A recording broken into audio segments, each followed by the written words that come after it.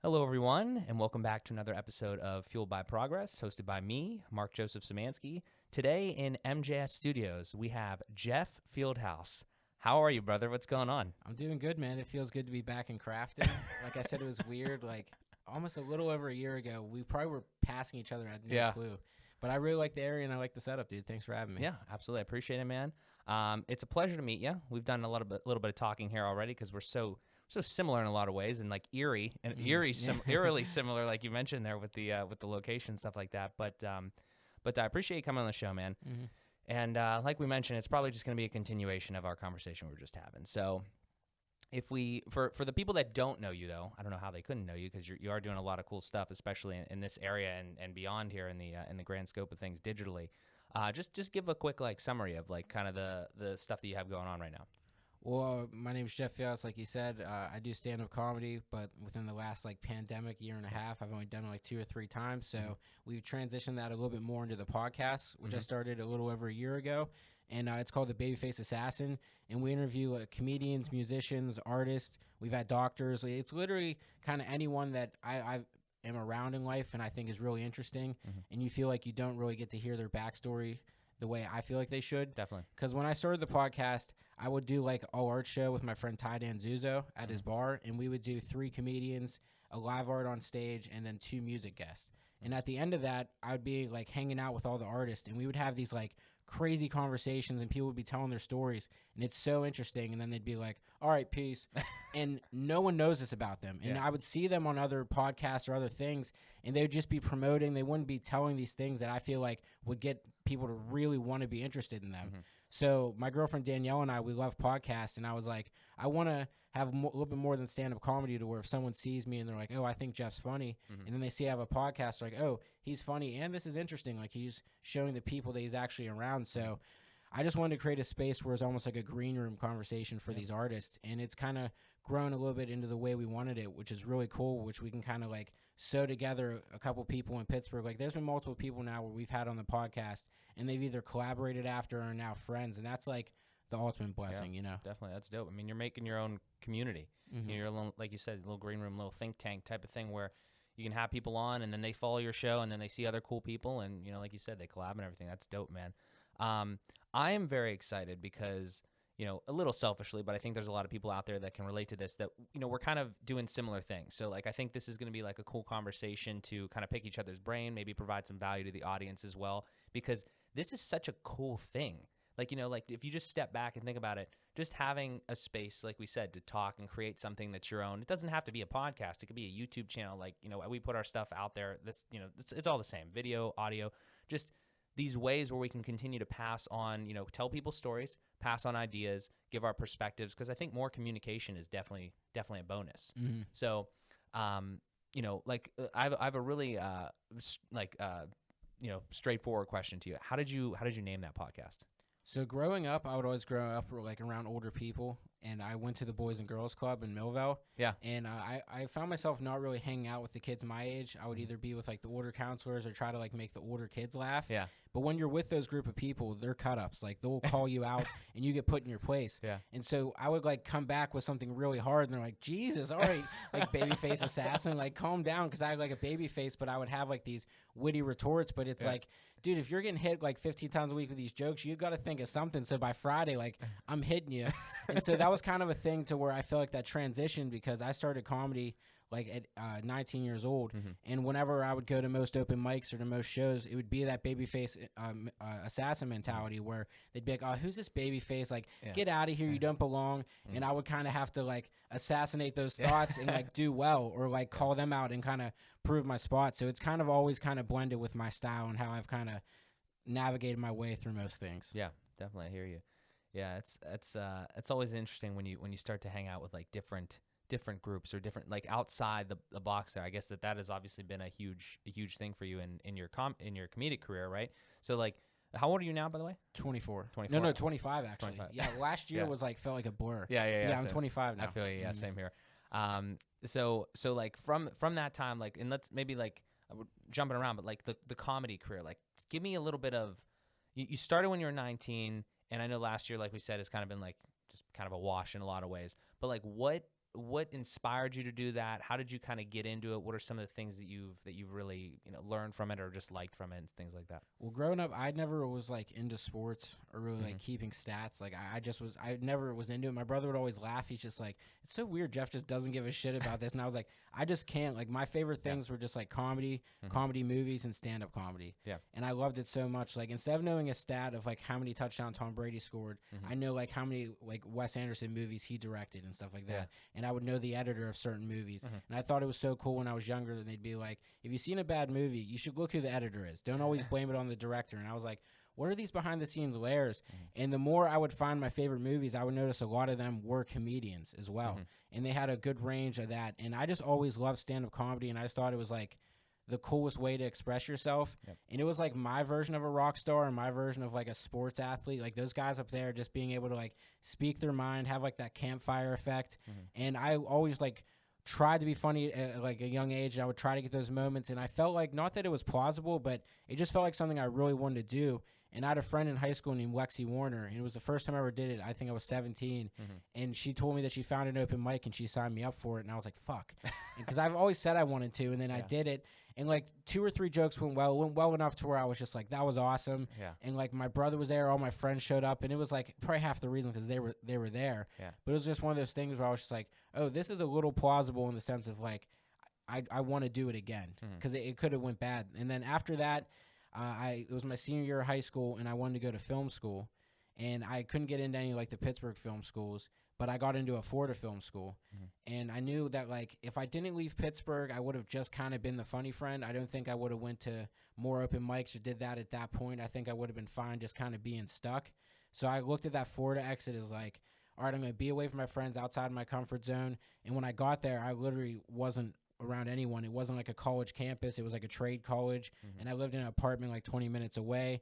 And the average person at the college was like 30 years old. So I looked like a narc. Like they don't want to hang out with me. They don't want to talk to me. So I was like in a really dark place, and I just didn't know what I wanted to do. And so I was like, fuck it. No one knows me here. I'm just going to start my stand-up comedy career. Like I'm going to do it. If I suck, it's not like going to 7-Eleven the next day and that guy saw me. Like it's Florida. So I started going to open mics. And it was a lot of fun because, like, my internship for film school was this guy that did the sound and audio at a place that was an open mic night. So during my internship, he would let me go up and do a set and then, like, go back to my internship. And it was just, like, so cool because it was kind of, like, undercover doing stand-up. Like, all those moments where, like, I really, like, sucked where I would cry in my car and, like, after I'd be like, what the fuck am I doing? I got to kind of go through that alone in Florida. And I was in Florida for about 4 years. And throughout that time, it was in Orlando where I started. And I had, like, a few shows, but I would direct music videos for rappers. And then I was like, why don't we do, like, all art shows, basically what I do now, where I was like, I'll host it, and you'll have all the artists, and this will give me a chance to get comfortable on stage. So I did about 3 or 4 of those, and that was really cool because then I got to do something different where they're not expecting jokes, so I can host and get used to that vibe. And then that really like kind of transitioned to where my parents moved to Florida as soon as I graduated film school. And they sold the house, so it wasn't like I had a place to come back to Pittsburgh to. So I was like, oh, well, comedy's going well. I met people here, so I went from Orlando to West Palm Beach. And then when I went to West Palm Beach, that's where I started meeting a lot more friends and actually started getting booked on shows. And it gave me confidence. And I was going out like 4 or 5 nights of the week doing open mics. And it felt good. Like it was at the point where my parents actually saw me going out each night and like, oh, and I'm getting booked. They would go to a show and it'd just be like, oh, like he actually has like a little bit of a work ethic. Like I graduated film school and I didn't want to work doing film. I knew that I wanted to go there to get this like knowledge of being able to do my own podcast, knowing how to edit the podcast, do the audio. I wanted kind of have a tool belt so I could be my own production studio, but you can't tell that to your parents because that isn't plausible to them yet. So at that time, I was doing stand-up in Florida, and my parents like saw that I actually had work ethic in something, and I told them, I was like, I want to move back to Pittsburgh. I will try to find a film job, but I really want to start stand-up. And my girlfriend Danielle was here, which I'm going on 9 years with her, and I was like, I want to start my stand-up career and do that journey in Pittsburgh. And so I moved to Pittsburgh. I lived with Danielle for like 3 or 4 months at her mom's place until I figured something out. And that's whenever we moved over here to Crafton. And that's when we started the podcast, and I got more into the Pittsburgh comedy scene. And that's when things started to bloom. You know, I got to actually meet people. I got to do more sets here in my hometown, and it's been awesome until the pandemic, I guess. That was a lot to unpack there because I had no idea that you had that whole whole like second life almost in Florida there. So you were you down there for 4 years? Yeah, 4 years. Holy shit. So like what was that like 19 to It was like 18 to like almost 23. Okay. So you were down there for a while. You were doing all that. You were kind of like building up some of your skills, getting that tool belt kind of like, established and everything like that. So when I came back to Pittsburgh, it was nice going to an open mic with at least 5 minutes to where you don't suck. Right. To where when people see you and you're young and you suck that first mic, like that first mic where people saw me and I had a good set, that's enough for them to be like, hey, you're funny. You should know this open mic. To where if I would have went there with no jokes, they're like, all right, kid, back of the line. We have another one. Yeah, I hear you. How does you're gonna have to unpack this for me? How does like the comedy scene work as far as like open mics and things like that? So like, do you only have like that limited amount of time to pop up there and do like a quick set, or is it scheduled? Do you get paid for it? Like, how does the business side, or like if you're trying to build up your repertoire and everything like that work? So open mics usually are like in Pittsburgh, you could go to like 4 or 5 a week, but a lot of them you get like 3 to 5 minutes tops stage time. So 3 minutes is pretty quick too. Yeah. So it's kind of tight, and there will be like 30 comics, like Hambones, which rest in peace. That place might not come back, but it was one of my favorite open mics. But there'll be times where it starts at 8 and it didn't end till 1 in the morning. So it's just 3 minutes of all these comics and all these people. So that was just a cool room. So a lot of people would like sit in the bar and hang out, but I love sitting in there because if you're seeing that many comics, dude, like certain people are going to make you laugh, and you get a vibe of the room. You see what the room's laughing at a little bit. You change your set a little bit. So when you go up there, you're kind of a part of the room. So that's a way in open mics to like make friends and like get a little bit more known in the scene. And then the best way to get your foot in the door on a show is to keep showing up at the open mics, have a funny set, and someone that produces their own show, either at a bar or like a local small theater, will be like, hey, you're funny. Do you want to do like 5 minutes at our next show? And you're like, oh, fuck. So you do that show. Yeah. Hopefully it goes well. Make connections who's ever at that show. And then hopefully you go to their produced shows. And then a good way to make money from there is to try to produce your own show, or like find a place that you think would match and fit your comedy vibe, like I did with Ty. His dad had a bar, and I knew that I didn't want to do just another stand-up show, but I knew his bar was very music heavy. They loved live music. So I was like, all right, well, if we had 3 stand-up comedians, they're giving comedy a chance, but we're giving you what you want at the end. You're getting the music, and then we have live art on stage, and it kind of made it my own weird little thing. And that was a way to think outside the box, make some money, but each person I'd book from that show, I'd make a friendship to where I'd either get booked on their show or we collaborate in some other way. So it's like, it's kind of a cycle where you just kind of, it's almost like a whirlpool, and you just have to find your way in, then it kind of starts cycling together. Definitely, yeah. Just a lot of networking. You got to kind of like network your way to the top. It makes total sense. I mean, in an industry where, I guess you could show somebody like a tape of like, you being funny, but that's I watched like a lot of JRE during the pandemic, and he's like, yeah, the Zoom, like you can't do that shit over Zoom. Like you got to be there. Like it's a thing. You got to like if you're gonna film something, you have to be in front of a room. So and you need to get those opportunities somehow, right? So yeah, that's definitely I didn't really fully like understand that until you kind of put it like that, because you do have to just work your way up the ladder, I guess, like with 3 minutes and 5 minutes, and then hopefully you have your own special on Netflix. Yeah, because a lot of it is just going in different rooms too. Like thinking like whenever I was at Florida, I realized that I was very Florida funny because they're very bar. You have to catch their attention. When I came to Pittsburgh, they had more of an ear. Like it would seem like I was being a little bit more flamboyant when I should have had better words to kind of set it to. So it's really like you learn that you need to be more funny, and you'll think that you have like one time I literally thought I was like, I have a half hour. I keep doing all these different 5 minutes. It's there. And I did a show where some kid's like, can you do 20 minutes? I was like, hell yeah. The 15-minute mark, the crowd was like not laughing, and I was running through it so fast that I looked down, and the guy gave me the light. I said, give me the light at 10 minutes so I know I have 5 more minutes. I'm done. And he gives me the light. And it's just little learning moments like that where you have to take yourself out, and you're like, oh, I thought I was ready. Right. I need to reel it in. And it's just, it's just a grind like that. And it's cool enough to find like older heads that have been in the scene that think you're funny, and they almost open up a back door of information. Like a few people like Seneca Stone, he's a comic, and he's in the scene, and he works a lot of like the heliums and improvs around like in all over the state, and he's just a really funny comic who's older, and he's just given me a lot of gems after shows where he's been like, you're funny, and it's just give me just straightforward, subtle things where anyone else I'd probably like take it some type of way, but I could tell he's being genuine, and it's just little stuff like that just helps you level up. And that's also why I had him on the podcast and want to talk to people, because them doing those conversations, I'm like, fuck, man, I can't be the only person hearing this. Like, I feel like more people need to definitely kind of get that. Yeah, yeah. When you, that's like the biggest thing now, you know, as you know, someone like yourself that's trying to just disseminate like this information that we take in and we like implement and then we share with people. It's like when I have a conversation that's not recorded, I'm like pissed because I know there's a lot of value in there that I just lost the opportunity to like, you know, show other people, right? I mean, maybe you don't get like millions of views, obviously, like the show doesn't get like crazy viewership necessarily, but like as you continue, you just build that archive, you build that credibility, you build, you know, that I don't know, just the coolness and the whole library of things that you have, the knowledge that you have in your head, the knowledge that you get from other people. I think that's so awesome. So, but man, that's the comedy scene is again something that I'm not super familiar with, but it seems pretty fun. Like, I mean, is that something?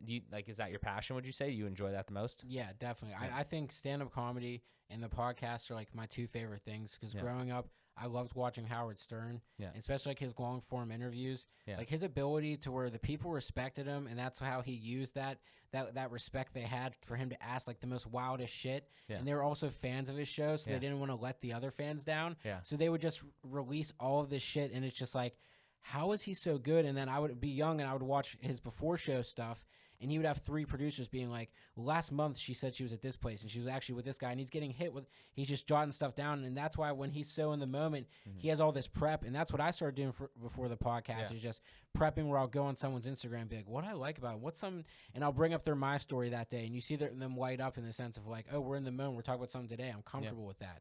And just learning those things, and I've always just loved interview styles and just like funny interviews, and like, what's his name? Jiminy Glick. I don't know if you ever seen him. I don't think so. So it's Martin Short, and he dresses up really fat, and he plays like a really mean interviewer.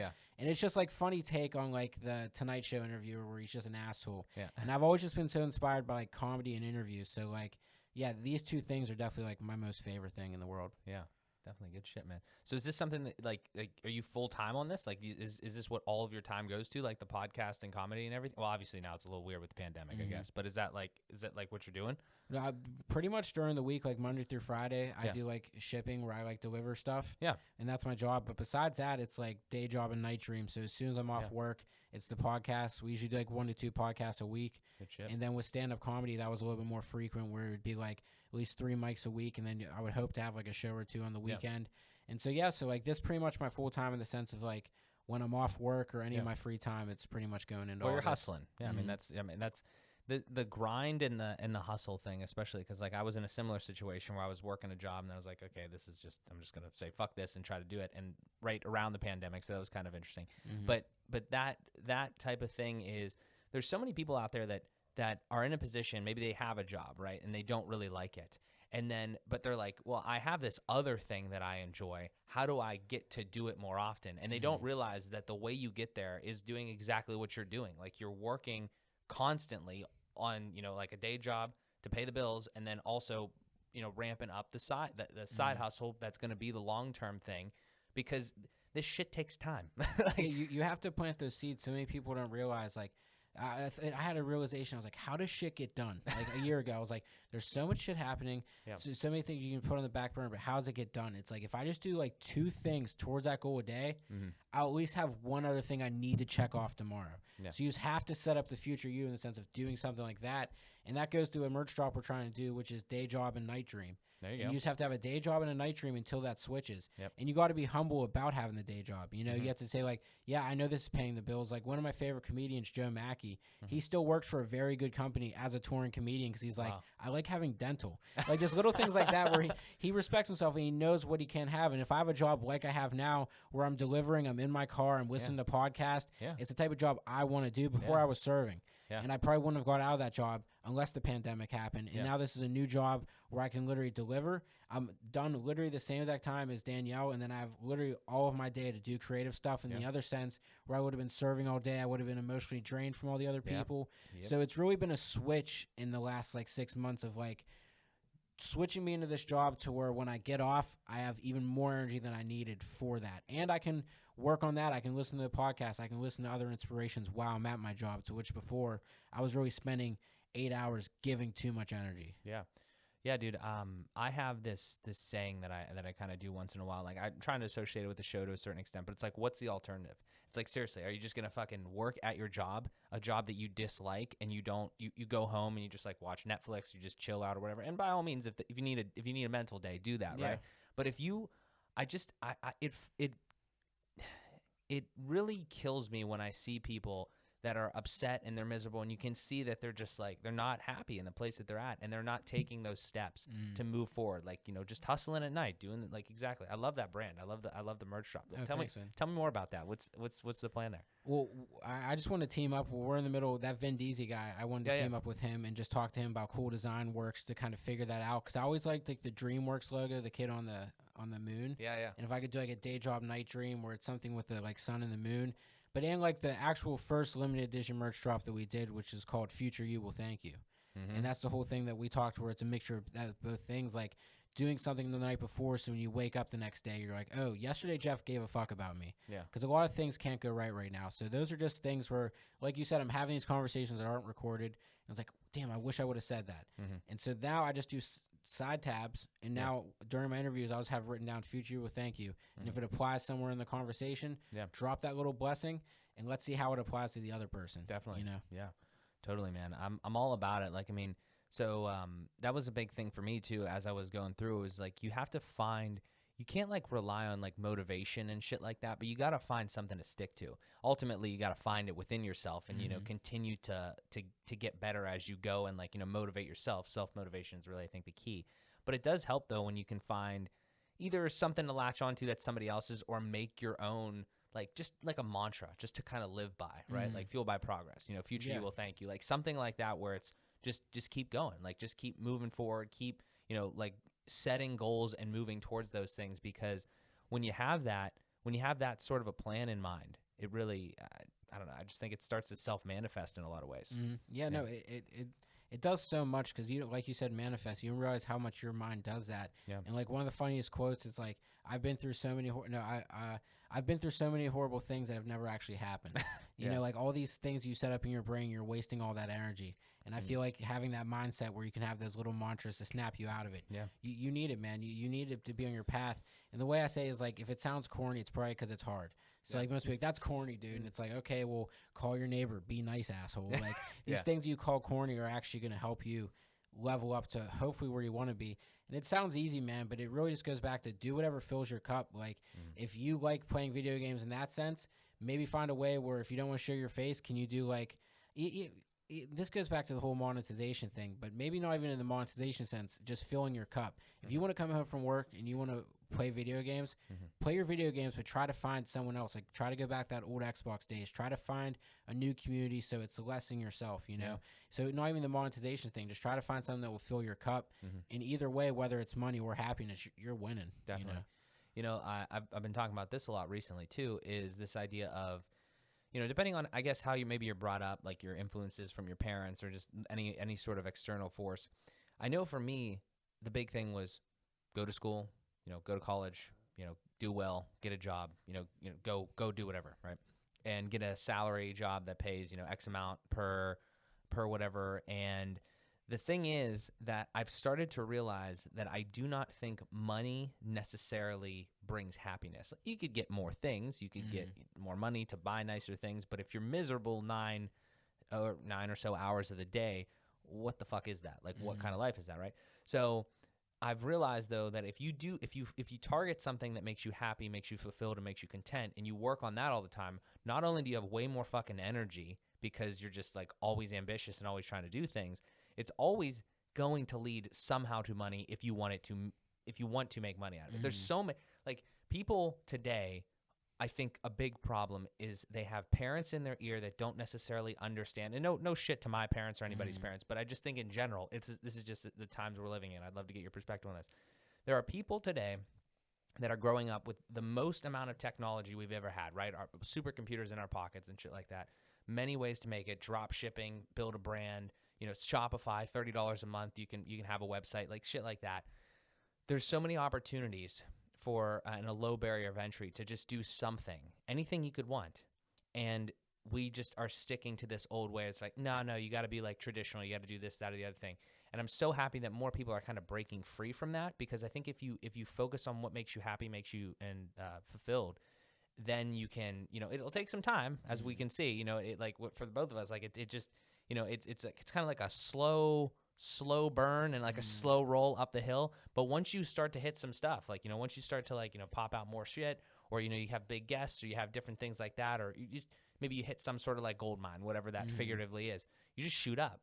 And you gotta believe in yourself. You gotta believe in the product, and you just gotta be, I don't know, just keep fucking working, keep going. No, I 1,000% agree, and that's so hard too, because like you said, it's not comfortable. You're not gonna have comfortable conversations. Yeah. A lot of time when you go see your family or you go see stuff, you'll say the autopilot response is just so like your anxiety doesn't set in. Yeah. But either way, you're not happy. Like it goes back to the thing where someone was like, "Well, I'm not gonna be mean to Rachel because it'll be awkward," but she's mean to everyone. It's like, well, it sounds like it's pretty fucking awkward. Like you want you to speak your mind, because either way, it's awkward. You know.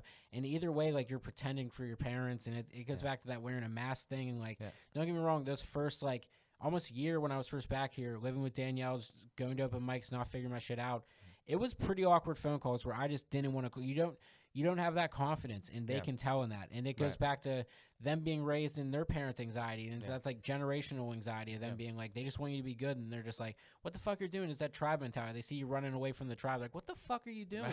And you just got to trust the instincts. But the biggest thing that's got me through it is communication. To the points where the things I thought my parents would never get me on, just expressing it, opened up some weird door inside of them or something as well, where they're just like, I get it. And I think like honest communication can beat any like fake weird volleyball thing you're doing, that it's just not going to help your growth. Because then once you feel comfortable with that, you realize how much wasted energy you had thinking of what they think that you're doing that you're lying about. It doesn't make sense just communicate and be willing to go through the shit, because it feels so good when you take that shower after. It's fucking awesome. You know? Definitely. Again, that's the thing is, man, I think we screw ourselves up a lot when we try to analyze the situation before we have all the details, and like just what are they thinking, like that type of shit. Yeah, it's definitely something that can really plague you. But yeah, I don't know. Again, not shit on parents, because parents are great, obviously, and everybody's anxious. I mean, you have a kid, you want them to do well, obviously. Yeah, it's just the whole breaking the mold thing, like you said. It's not average, but I think quarantine and all this is definitely giving parents a whole new light of like, live your life. It just seems like I don't know what's going on. Texas is frozen.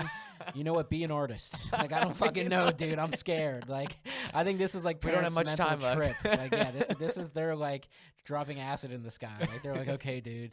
So why not, man? Yeah, definitely. I mean, well, the other thing too is like not only all that sort of stuff, but when you have these type of events, right? 2020 as a whole year, right? That was one thing. Like you just said, like Texas is frozen, all that sort of stuff. Like these things that are happening, and then you start to get older, right? You go to college, you do whatever, and then you're in a place that maybe you don't like. You start to realize how short life really is, or just like the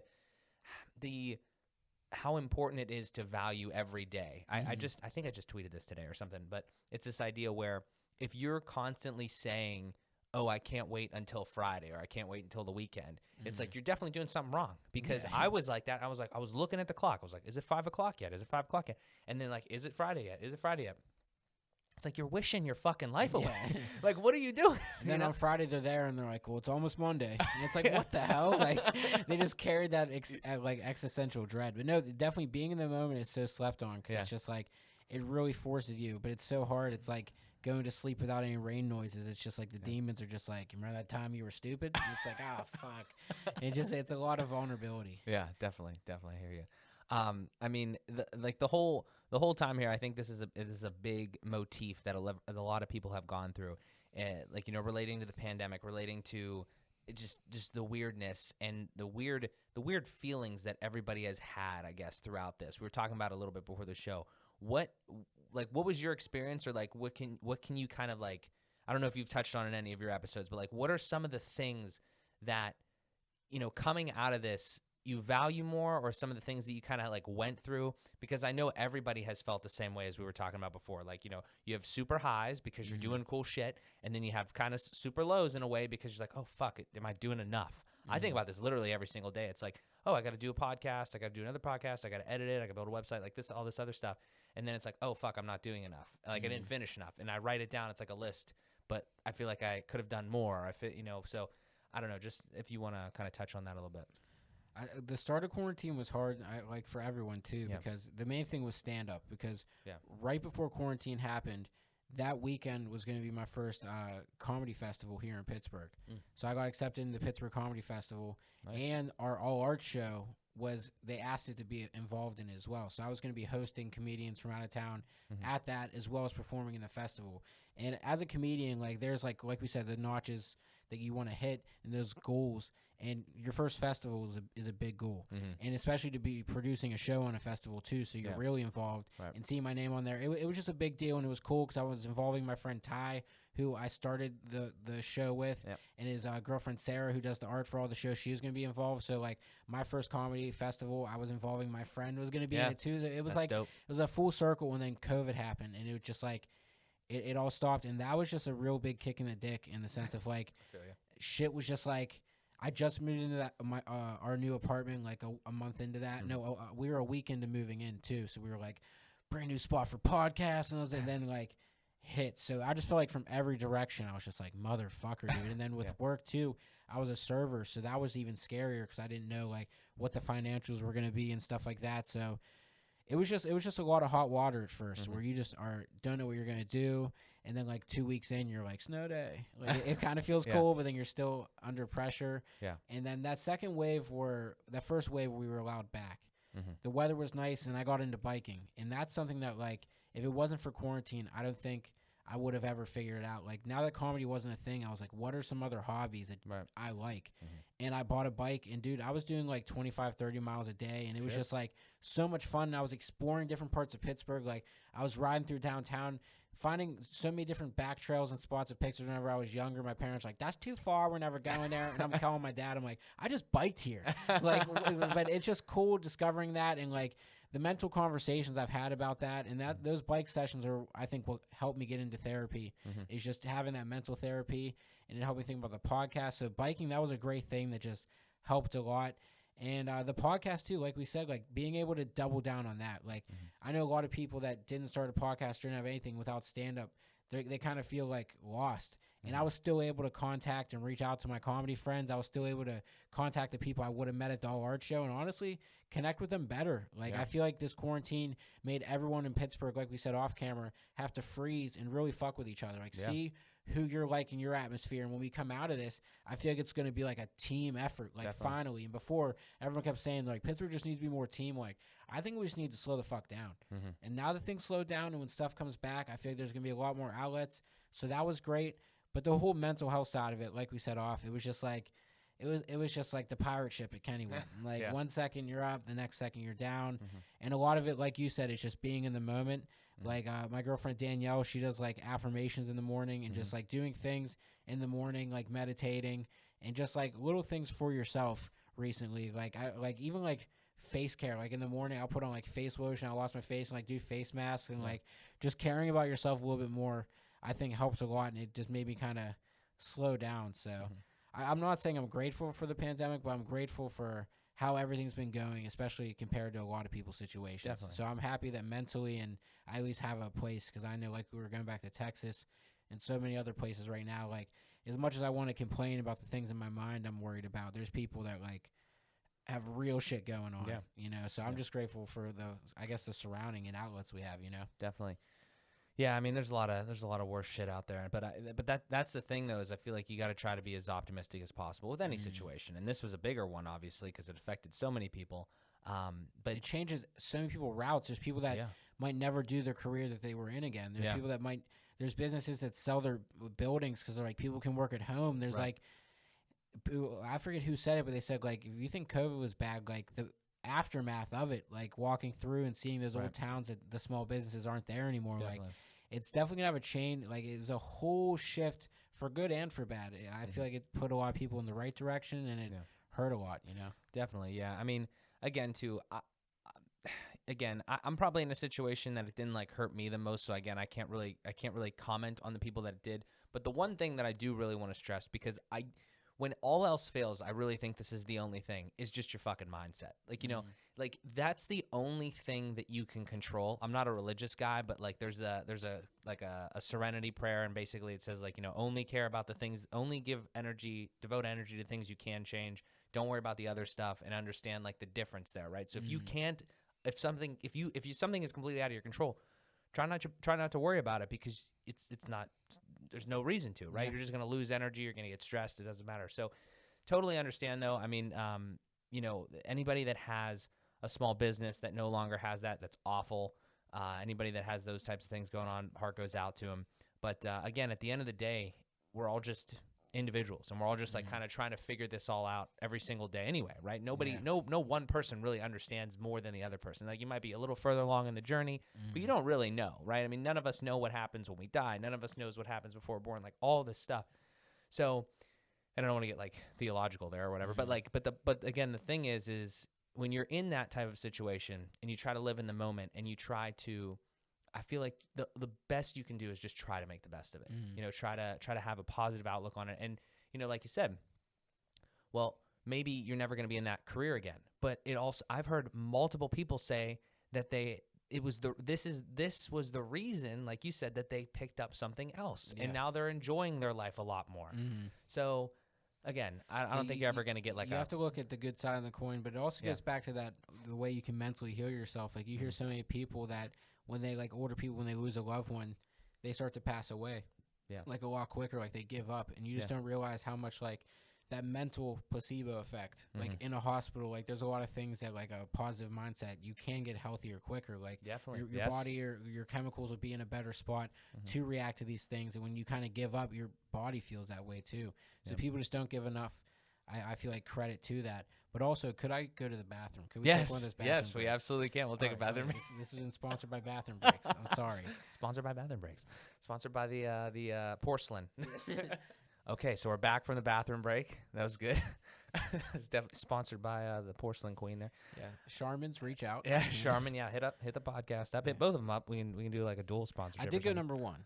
Yeah, I wouldn't do two. Yeah, we could. You know, we might be out here for a while. We might have to. Okay. Respect. Might have a little bowel movement. I'll just hit the woods. Hit the woods. Yeah. I mean, if we're doing Charmin, we've got to be with the bears. You know, Papa Bear just tosses me a leaf. That's it. Yeah. That's it.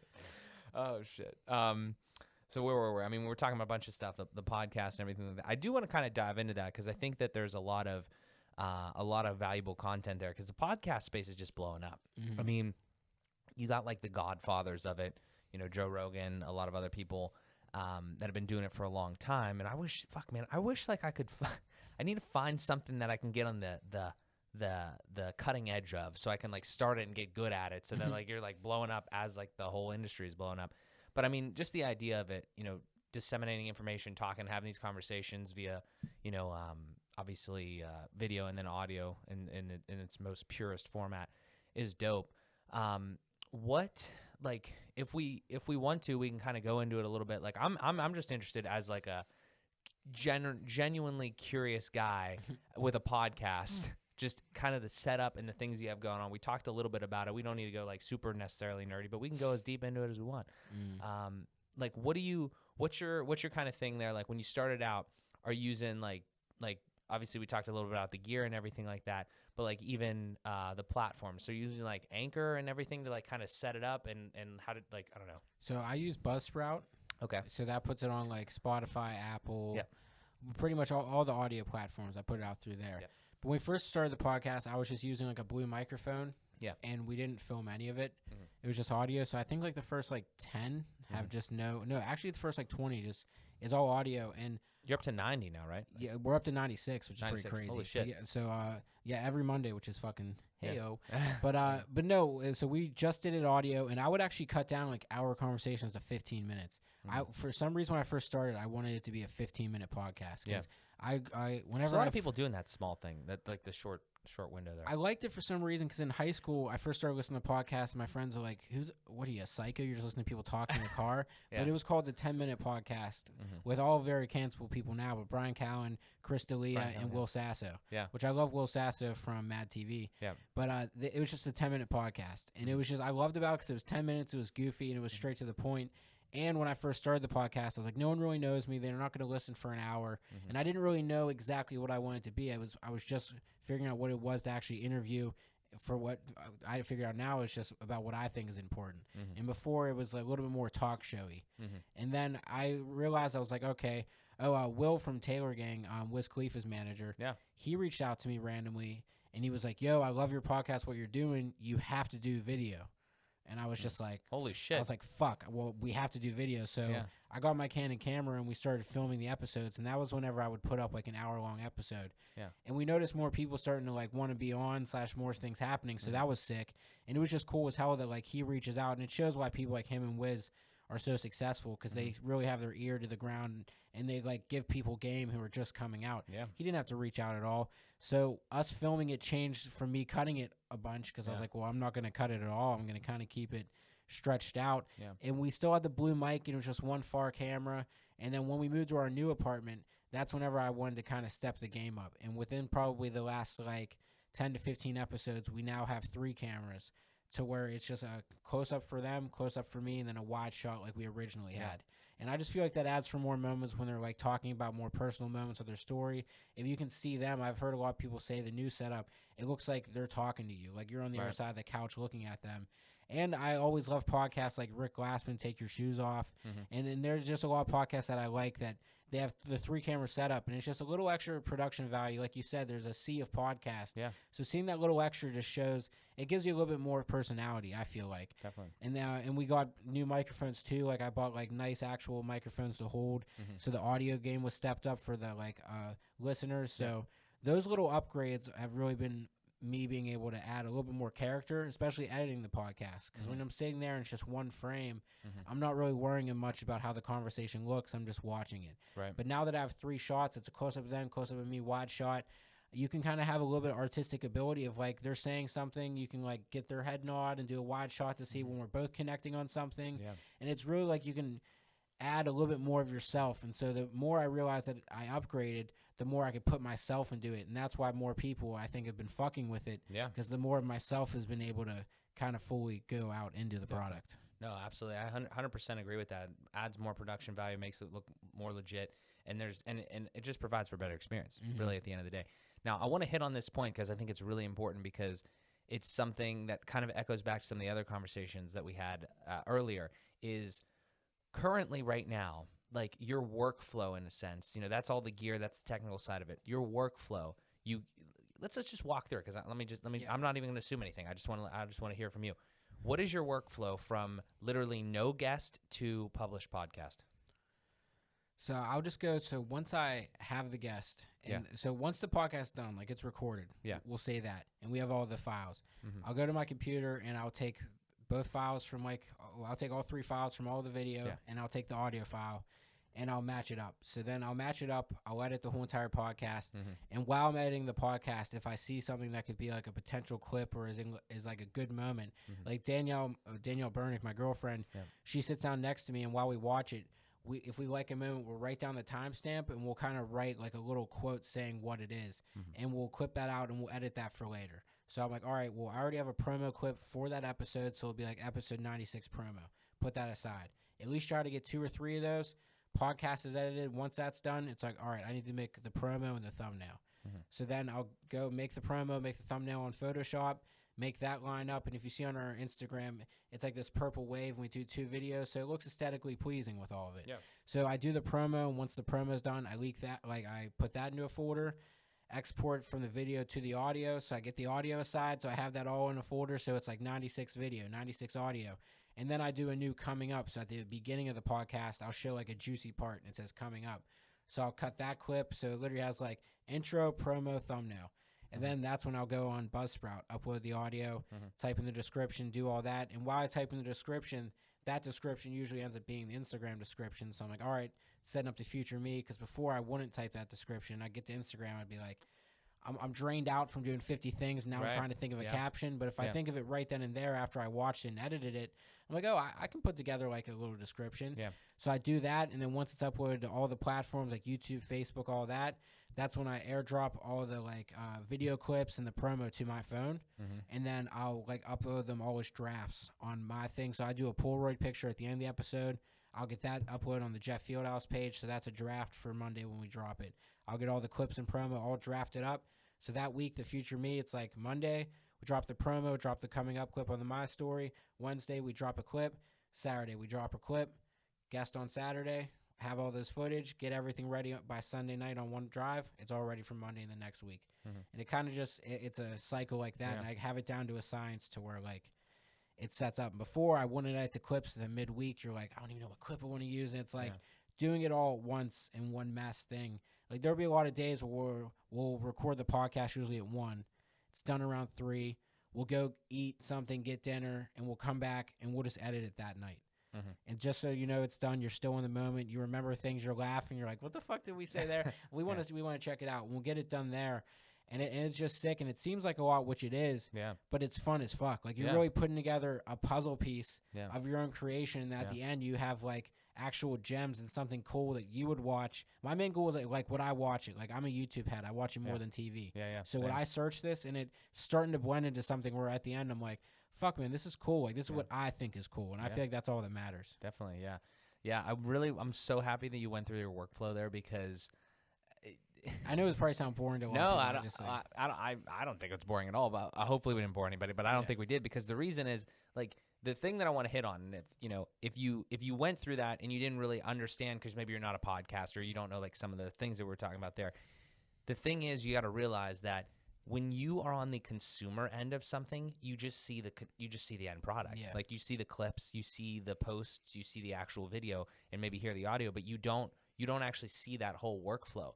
So the point that I'm trying to make, though, and I'm glad that you summed it up in the way that you did, is because if you want to do something cool, it takes fucking work. But it's definitely worth it. You know what I'm saying? So, like, that's the thing that I try to get across to people, because it's not going to be when I left my job and said, like, I wanted to be like an entrepreneur and do, all the stuff that I want to do. I didn't think it was going to be easier. I just thought it was going to be way more fucking fulfilling. It's probably going to be harder, honestly, in some ways, because you're like, you're working basically double shifts, like, all the time. But when you're doing things you love, again, you don't really feel like you're working.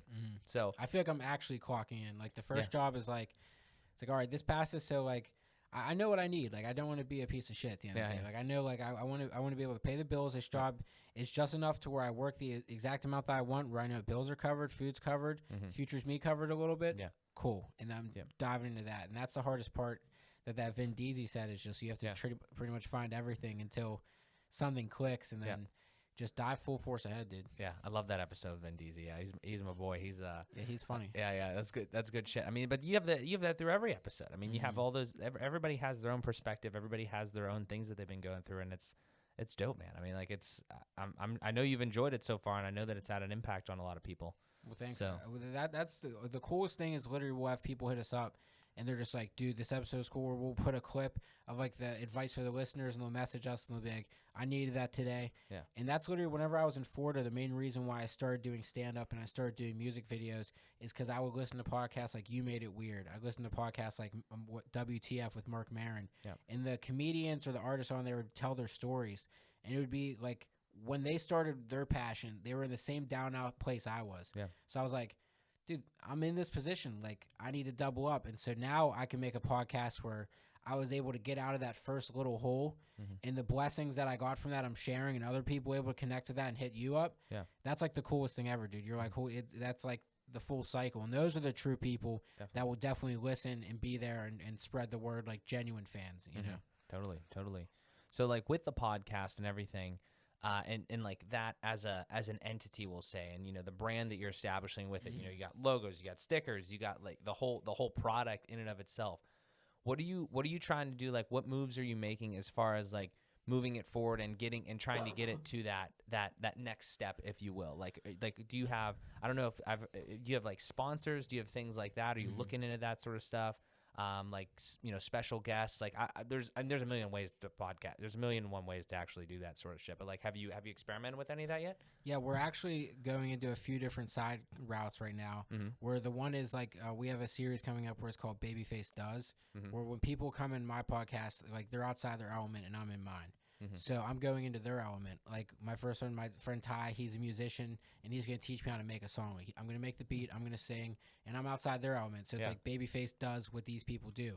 And I have 96 guests that I can do what they do, and I can go on. And it's a fun way to show comedic humor, a little bit of like Nathan for Yui, kind of like trying to figure out what they do, but show that humor. And then also in the realm, I'm actually setting up the next month where we are locking down. Shout out Vin Diesel. We're hoping to do it at his studio, but I want to do BabyFace ciphers. Because do you know like the XXL freestyles growing up? I've heard of them. So they'd play a beat, and like your favorite rappers would all spit on that same beat.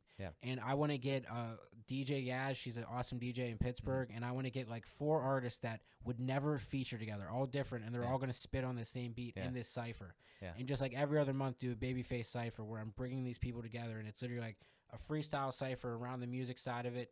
And then that BabyFace does will be around the comedy side of it. Like instead of me doing skits, I'm learning what they're doing. You're still getting those gems, but now I can bring a little bit of that stand-up comedy and do it and stuff like that. So those have been like our main focus coming up to kind of branch out, but also be within. So if you're on the BabyFace Assassin podcast, you can watch the interviews in the podcast, but also you can watch these multiple ciphers. You can watch me doing what they do. It's a little bit of everything, but also what I've always wanted to do with YouTube. Like I've been a YouTube head literally, like, I know back when Shane Dawson, but even like that shoes video, like Fred, like YouTube has been like one of my favorite things, and I've always wanted to be able to create on there.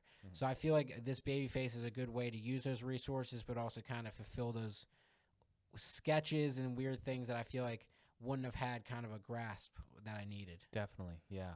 So let's dive into that, because like I'm always interested in kind of how the structure of things go and like the branding and all that sort of stuff. So you have all these different ideas and these different like almost like divisions almost. Are you gonna this might be in the weeds, but I still think it's kind of important, and I'm interested in it, so I'd love to hear about it.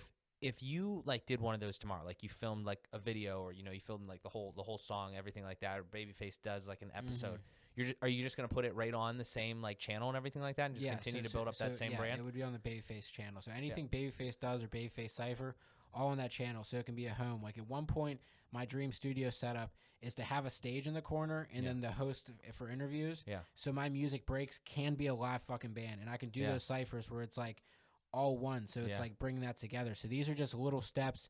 So when I do make that jump, people will see it makes sense, because they're like, oh, like this is what he's doing. But I also want to stockpile a little bit. Right. Like the first cipher, I'll definitely put out, because I just want to put those out and you can take your time for it. But the BabyFace does, I definitely wouldn't.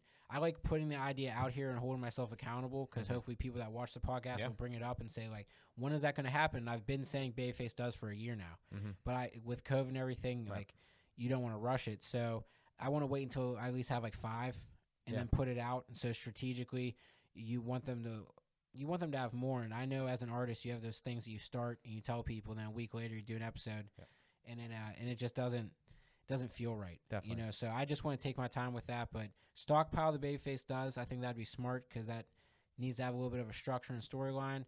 But with that other stuff, kind of put it out free flow. And a lot of it is just being able to ask. Like, I've had these resources now. I've been friends with these people for like a year. I've stayed in touch with them. Like, now it's time to ask, because there's so many times where you feel like, well, I don't want to put myself out. And it's like, well, this is like all the people I look up to, they got shit done because they've asked. They made that resource and like, you want to do that tomorrow? Yeah, let's do it. So just adding more of that attitude, where my partner Danielle, like, she helps me so much with that. Like, she's very much so like knowing your worth. Like, as an artist, you're just grateful that people are giving you time. Like, that's why you do, a lot of comedians will do show for $5 or just a drink token, because they're grateful for their time, and they're like, they don't know how to ask. But since she isn't in the art field, she's just like, no, you asked for 50. Like, she has a real job, and she does physical training.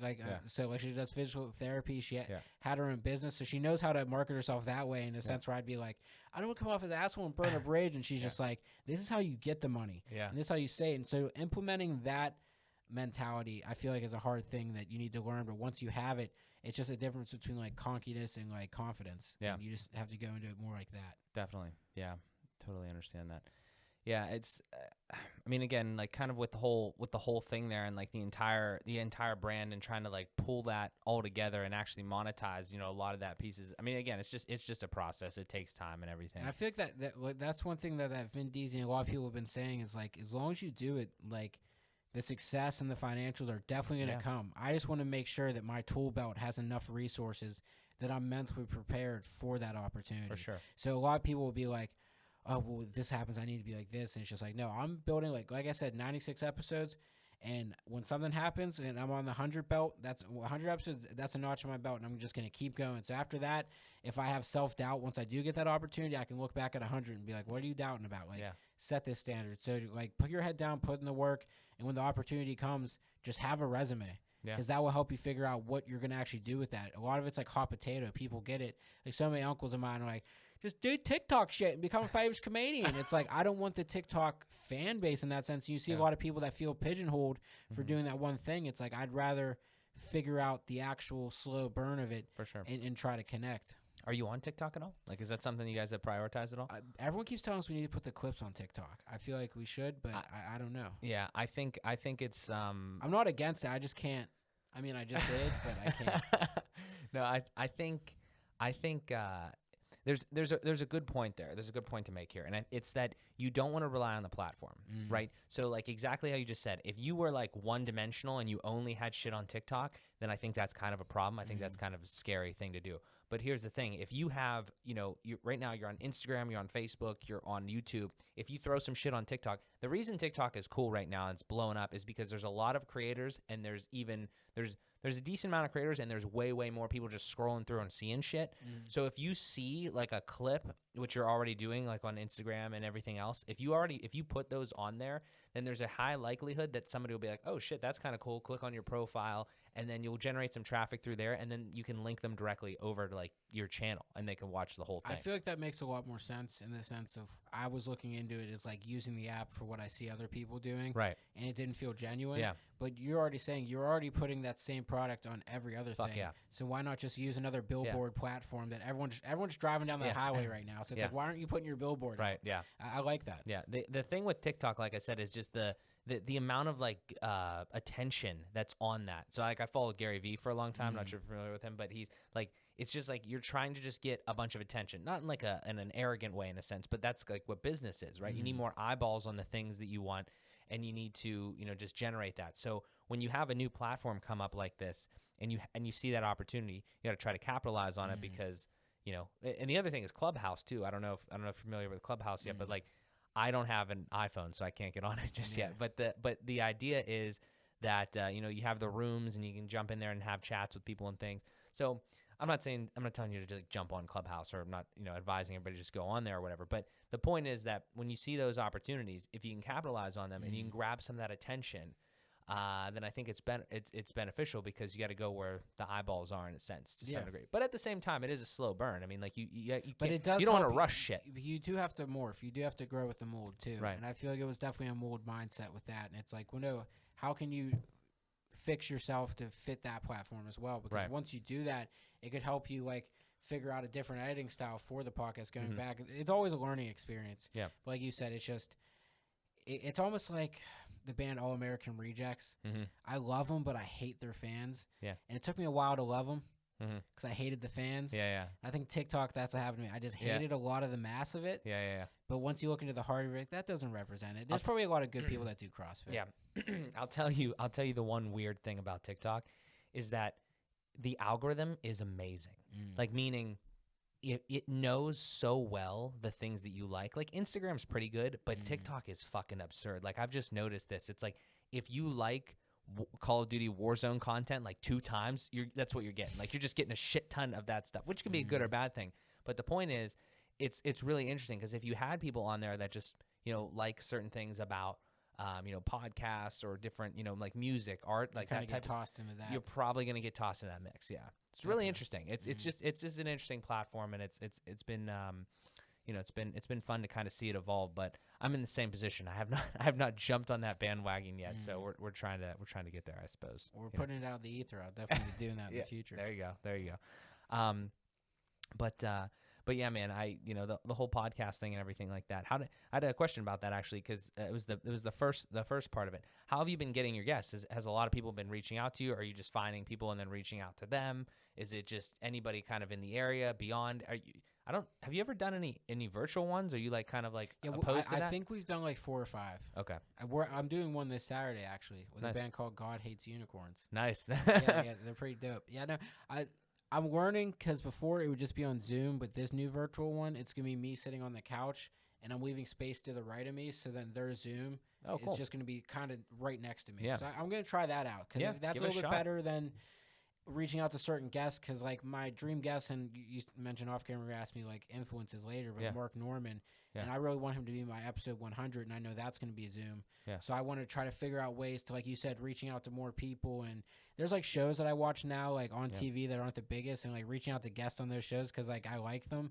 But really, that's so funny. Everyone that I talk to, even like my girlfriend's family, who, shout out you guys, you listen to the podcast, which is cool as fuck, but they're like, how do you book your guest date? And I'm like, I literally, from the All Art show was a lot of it, like from Ty and I doing that show, and from being in the stand-up comedy community and just being in the community, you make a lot of friends. And after you do one podcast, their friends like the podcast, and then you follow their pages and you're like, dude, I fuck with them. So Danielle and I just sit down and we kind of look through the Pittsburgh scene. Like we'll go on Pittsburgh Music, Spotify. We'll go on like Pittsburgh Comedy. My friend Joe Pugar, who has done stuff in the medical field, if he's doing something cool that we think is dope, then we'll just reach out to them. But we've had like Big Reg, who was one of our most recent guests, he's reached out.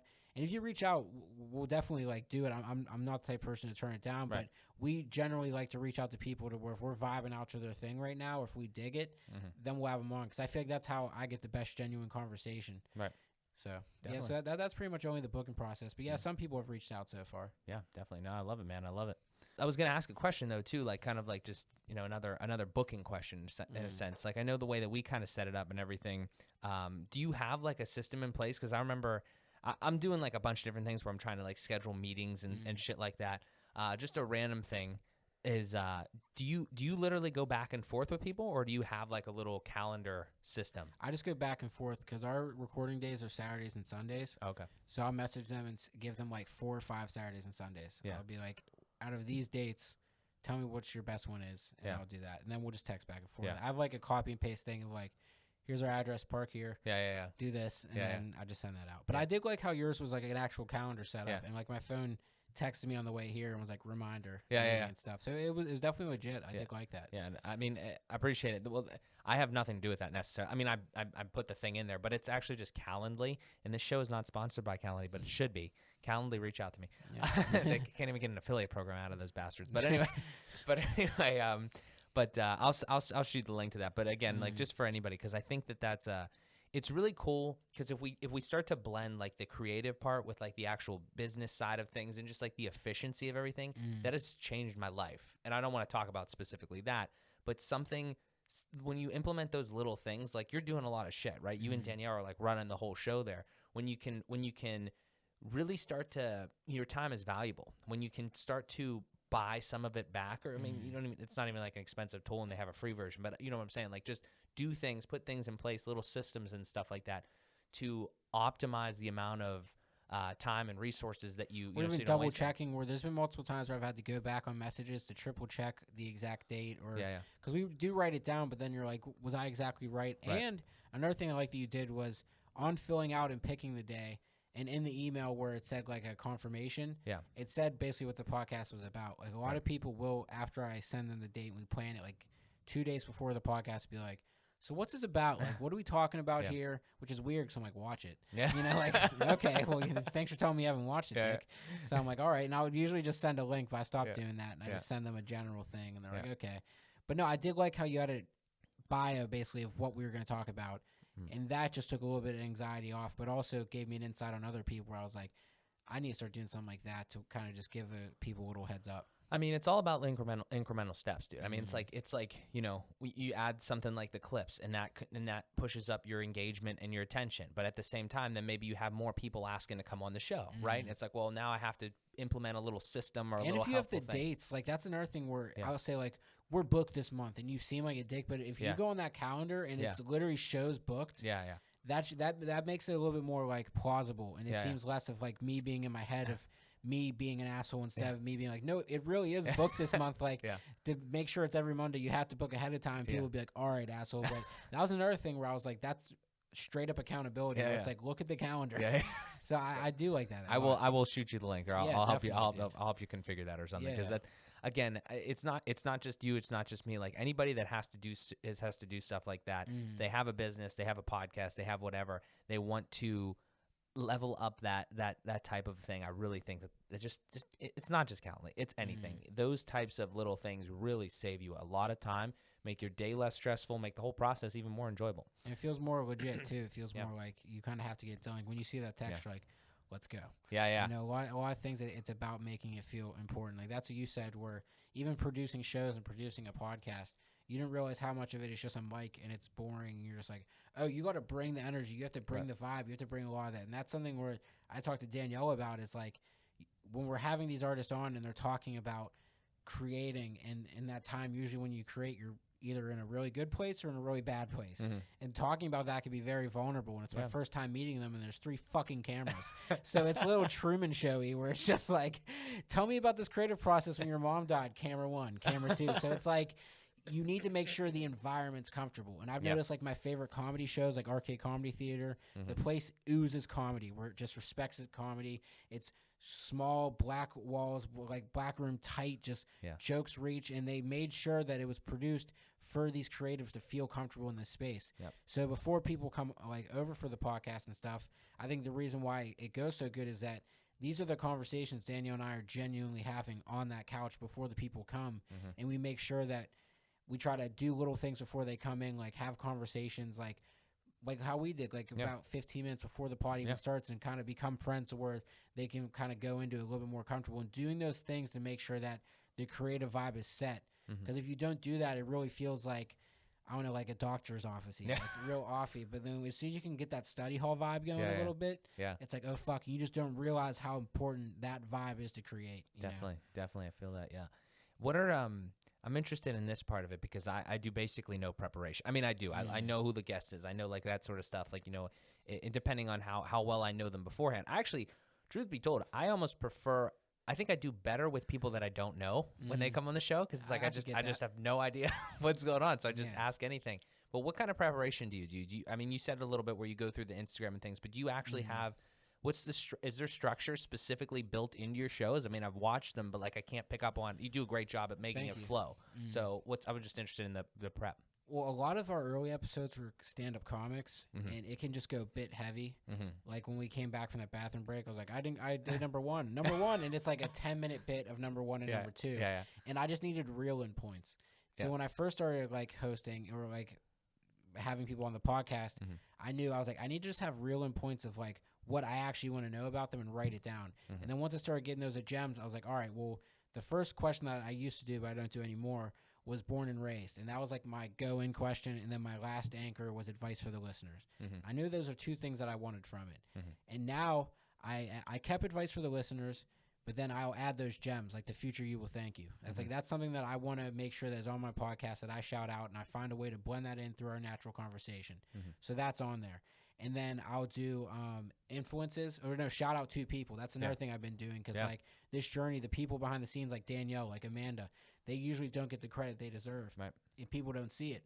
So that shout out to people gets like, it kind of gets them to be like, oh, and shout out Sean, and like, and it gets more like personal. So those 3 things are what I have, and then the other 2 questions are me on your Instagram, or me being like, what do I actually think is interesting? And I write it down. But there's been a lot of times in the recent episodes where I'll start with the first one, where we'll just start talking, and I'll only hit like 1 or 2 because it will just kind of genuinely be a dope conversation. But I just use those as anchors to make sure that like I'm getting across the message that I want. At least I want it to be like a vibe. Like a lot of these conversations I'm realizing is like we're both going out on our own boat, and I'm just trying to make sure that we're both like on the same waves a little bit.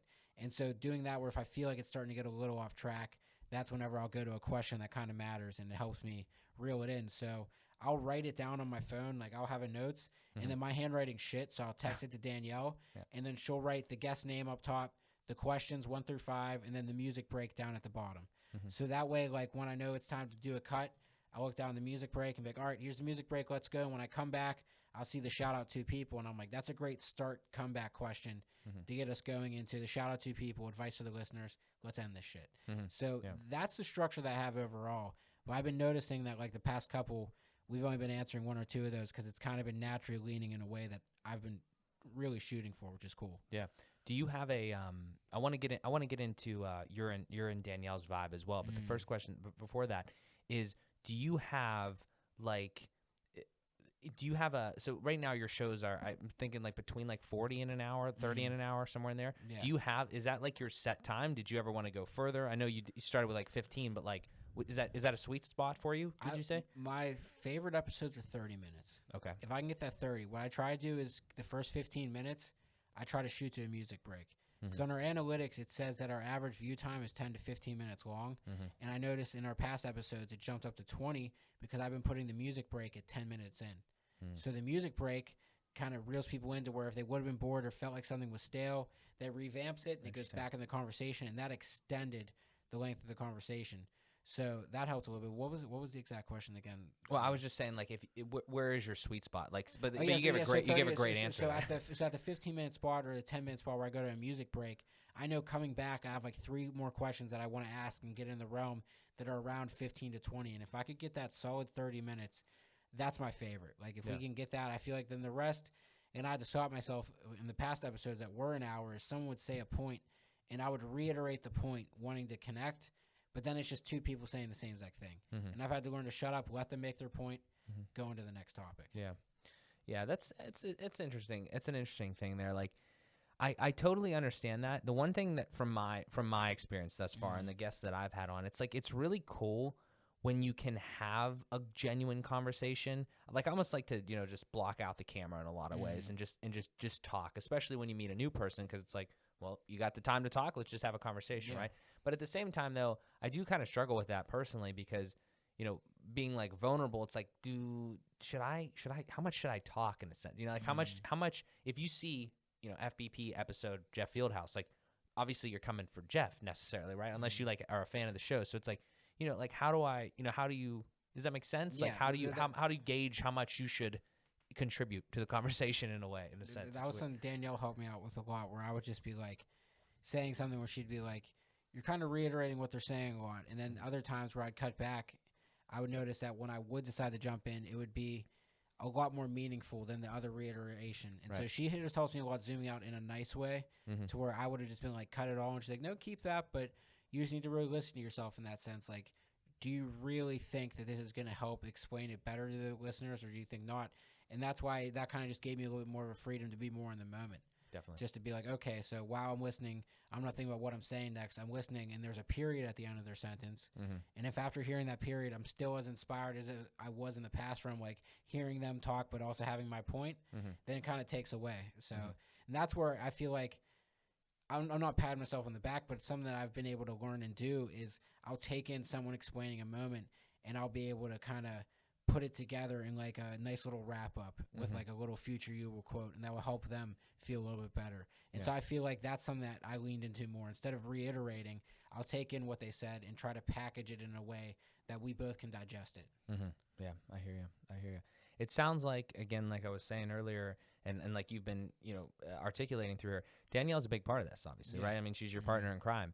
So what it's similar for me and Amanda, because like the way that I see bringing your partner into a project, right? Like something like this, like a brand, it brings you really close together. I know, at least for me and Amanda, like, what has your experience with doing this with Danielle, has it helped you guys, like, even like from a relationship standpoint, just like in general? Like, do you think it's been positive? Why not? Like, all that sort of stuff. Like, what's kind of the vibe there? The weird thing is that it just naturally happened, because a lot of the stuff, like, she truly is my best friend. Like, that's when people say, like, how have you been together so long? But that's like, even if like we weren't dating, she'd be the first person I hit up to like talk about a skit or like spitball, and she's not even in that creative realm. And I think that's what attracts me the most, is that like she has the viewer's mindset, but also that creative juices that a producer has. Like, so many people don't realize that like the best comedians have amazing producers that aren't comedians, but they can see that vibe and help. Like, I call her my creative strainer.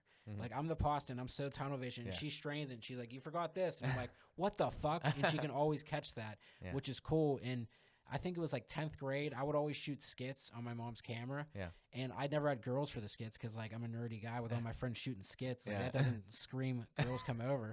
But I started dating Danielle, and I had a skit to where she played a girl walking a dog, and I like did these cool looks, and then I walk away and I step in the dog shit, and I realized it was her dog, and she was like, "Oh, I'd love to go into it," and she was laughing, and she held the camera, and I'd micromanage, like, "Well, hold it this way," because she's not into that stuff, but she instantly would be like, "Oh, that's funny," and just naturally was involved. And then once I went to film school and I started making more skits, and I would shoot music videos, she'd sit down next to me, and she loves music, so she'd be like, "Oh, I like that edit. What if you added a flash?" And I'd be like, "Oh, a flash would be cool." And we just always naturally, it was never a thing where I was like, "Hey, I'm starting this project. Do you want to do it?" And the podcast, like, that was one of our biggest, like, I think just like connecting factors whenever we were doing long distance is we both fell in love with podcast, and we would just talk about it nonstop. So whenever I told her, and she's always been so supportive of me, like, wanting to do stand-up comedy, and I said I want to have something outside of stand-up, and she was like, "Well, if you're going to do stand-up, you need to have a podcast, Jeff. People need to know about you." And I was like, "True." So once I decided to start it and people were coming over to do it, we both were such fans that it's like, it wasn't even an idea of being like, me and you were doing this together. It's like, you're there, and like, why wouldn't we? Like, so many things of us is like truly together because we collaborate well in that sense. It's like a really good yin and yang. Yeah. And so once I decided to double down on it, and she like has a full-time job now, and like on the weekends, like I said off camera, like it's her days off, same with my day off, and we're choosing those 1 or 2 days to do the podcast because it's fulfilling our palate, and we really see like what we've created since that dog shit skit, you know, what we've been able to put together, and what we've bonded together is actually creating opportunities to where we've sat and listened to Wiz Khalifa together, and now we're interviewing Will from Taylor Gang just from doing and creating what we love. So like little motivations like that have just been the biggest blessing, and for her not to be a creative per se has been also biggest blessing because she sees all the things that I don't. So even though I'm the one editing, she can see something that helps my editing. So it's like, you need to let your ego aside. That used to be my thing where I was like, yeah, well, I'm the editor. And it's just like, well, no, like everything we've done is collaborative. Like, and so you just have to mix that. And she's just very good at like bringing that tunnel vision. She's very in the moment, very like yoga, meditation. And it's just very kind of has done those things. Like the podcast as a yin yang, like the main conversations, like future you or thank you. Those are conversations I'm having with her because I'm trying to grow. We're meditating together. And so we'll have those talks and conversations, and we're like, let's do that in the podcast. So like I said, we're having those conversations on the floor meditating, and then people are in our living room. So like our creative relationship together, the beauty of it and why I think it works is that it's literally natural. And it is hard though. And it's helped us as a couple because when you're working on something, you're no longer boyfriend, girlfriend. In that couple minutes, like you're colleagues, like you're working. So when I say something sucks or she says something sucks, that's not your girlfriend saying that. That's your colleague. You can't look at your coworker and be like, well, I guess you're sleeping on the couch. It's just like, what? No, like you have to be able to take that hit. So it's helped like a communication level. We were able to like surpass a certain like level of communication. I think it would have taken years, and maybe we would have never reached these conversations that we're having. They're very abstract and arguing, creating something together. So as much as like, I feel like it honestly helped our relationship. It added an extra spark too. Dating for 9 years, if we both were doing our careers and not fulfilling a cup that we're both building together, it could get stale. You never know. So if you're creating together naturally and building that thing outside of your own passions, like she loves her job and she's grateful enough to have a 9-to-5 that is a 9-to-5, but it is her passion. She's helping people as well as this. So it's just cool, dude. And it's weird. It's hard, but I wouldn't have it any other way because like anytime I've tried to collaborate with certain best friends, I thought like once I have a camera, we're filming these skits.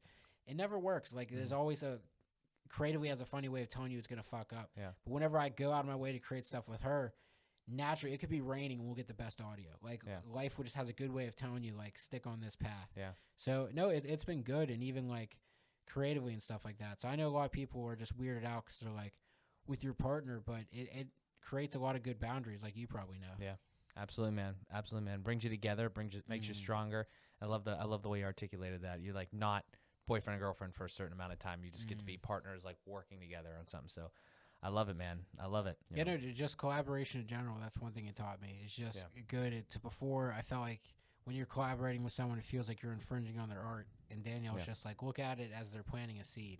It might not make sense there, but then an hour later, it might bloom into something that makes sense. So just don't take it as they're trying to change it. Take it as like, okay, might not make sense now, but take it in. And that's something that's helped me a lot collaborating moving forward. Yeah, definitely.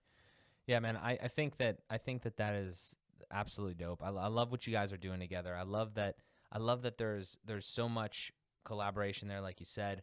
And I'm excited to continue to see where it goes because likewise, you know, just straight up to the moon. I don't know if you saw any of the GME shit. Yeah, definitely. BabyFace Assassin Hold Podcast. the line, boys. I'll tell you when. And then there's that one Leroy Jenkins that just fucking rushes the line. Yeah, whoever remembers that was a classic. Fucking love that. I randomly tossed that on just to tickle the good old fucking nostalgia bone. I love that fucking video. Yeah. So speaking on that, who were some of your influences? I know you said you listened to JRE. Yeah. But who were some people that made you want to dive into not only the podcast space but the interview space? Fuck too? yeah, man. I have that question at the end, the 3 top influences that we do every time. And it's actually really funny because occasionally I'll mention this, that I have no fucking idea like what my top 3 would be in a sense. It's hard once someone asks you. Yeah. You're like, So it's funny. I have on my website, shameless plug, markjosephsemansky.com. I have like a page on there that's my influences because I thought that was like a really cool thing where, you know, everybody is molded in a certain way by the people that they have in their life or the people that they've ever, have influenced them, external forces, whatever. So I was like, you know what, fuck, I want to try to give back. Not like JRE needs any, traffic from my channel or from my digital places. But at the same time, though, I do think it's important to understand how you became the person that you are in a way, right? So I would say some people on there, JRE is one, and I kind of have it different though, because like I have this theory where I am the person I am today because the way that I live my life, I try to like extract the best parts out of the people that I kind of consume, right? Like you're not gonna, I think it's very unlikely that you'll watch a YouTube video of somebody and agree with every single thing, maybe in the video, but not like, their whole catalog. So I try to take the parts that I agree with or the parts that I think make sense and leave out the other, maybe because nobody's perfect, right? Yeah. And I'm never going to be perfect, but that's the idea.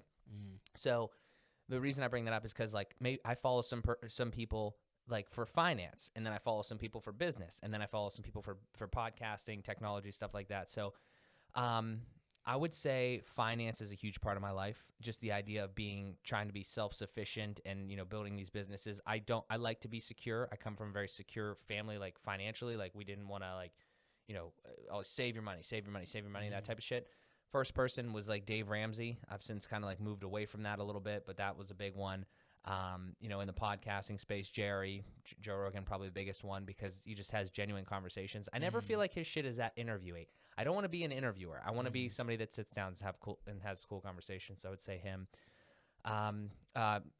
Self-awareness, business, marketing, digital stuff, Gary V, without a chance.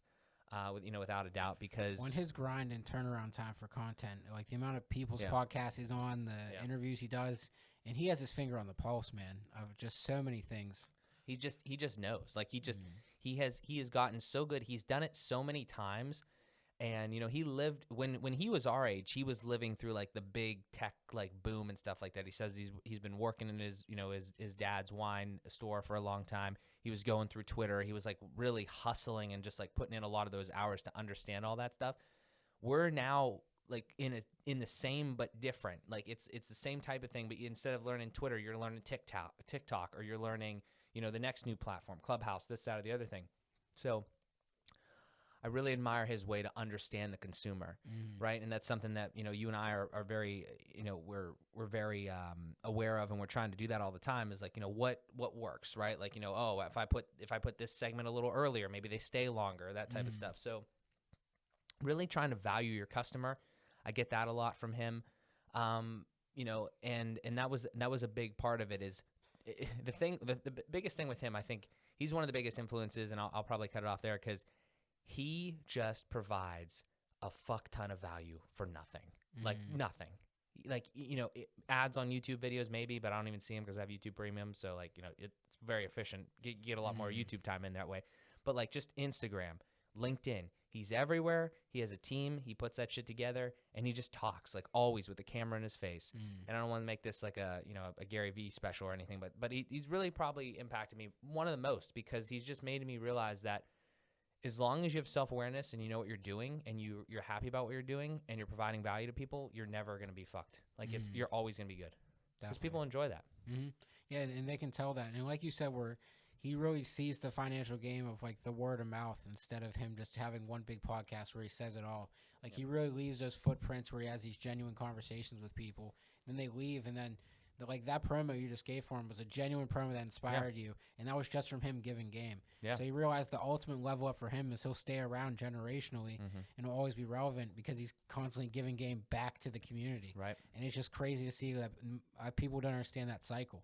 You know, when you have gems, give them, because then it will just constantly keep like revamping itself. Or there's people that fucked with it when you're in that position. They're like, dude, I fuck with Gary Vee, and then they give him an opportunity to collab with them. Yeah. You know, it's just like a constant chain reaction thing. Yeah. It's sick. And he's so good at it, and naturally too. Definitely. Yeah. It's something that I've tried to do a lot more of with my channels, my MJS stuff, you know, kind of Fueled by Progress as well. But I'm big on branding and separation, like we talked about a little bit before when we were talking about the different avenues you want to go with BabyFace and stuff. You know, it's like, you know, you have questions, and any way will work as long as you want it to work. But it's like the questions, okay, should I have the BabyFace Assassin podcast? So should I have that, and then should I kind of create like a subdivision of that brand? So it's like I'm just spitballing ideas. You can tell me to shut up at any time. For instance, like BabyFace is the brand, for instance, right? Like that maybe that's the brand, and then somehow you construct it where it's like, okay, BabyFace is like the overall brand, but if you have these different things, then maybe you have, okay, here's the podcast, here's, you know, the thing where you go and you see like you go out of your element into some other people's, and you have that, and like another thing, and then you have, you know, anything else, like any other little offshoot. So you can have, it's difficult at first because you have so much shit to manage and everything's like has its own place. You want it to flow. You don't want it to look cluttered and stuff too. But at the same time though, you know, I always think of it like this. It's like I didn't want to post like the Fueled by Progress stuff on my main channel, even though like more people would see it necessarily. Because you don't like, want to over-clutter. Right. Yeah. I'm just crazy into the branding thing. And I got that again from Gary Vee because he just sprouts random shit up and he has like these companies, but like they're all like kind of tied to him, but they're all their own thing. I just really loved that where it's like there's separation, but they're still in different industries and you still have a piece of them and you can still work them in a way. Just an idea. I mean, again, if they're that's something I had to learn from that is I wasn't posting really any BabyFace as like an actual post on my Jeff Fieldhouse Instagram.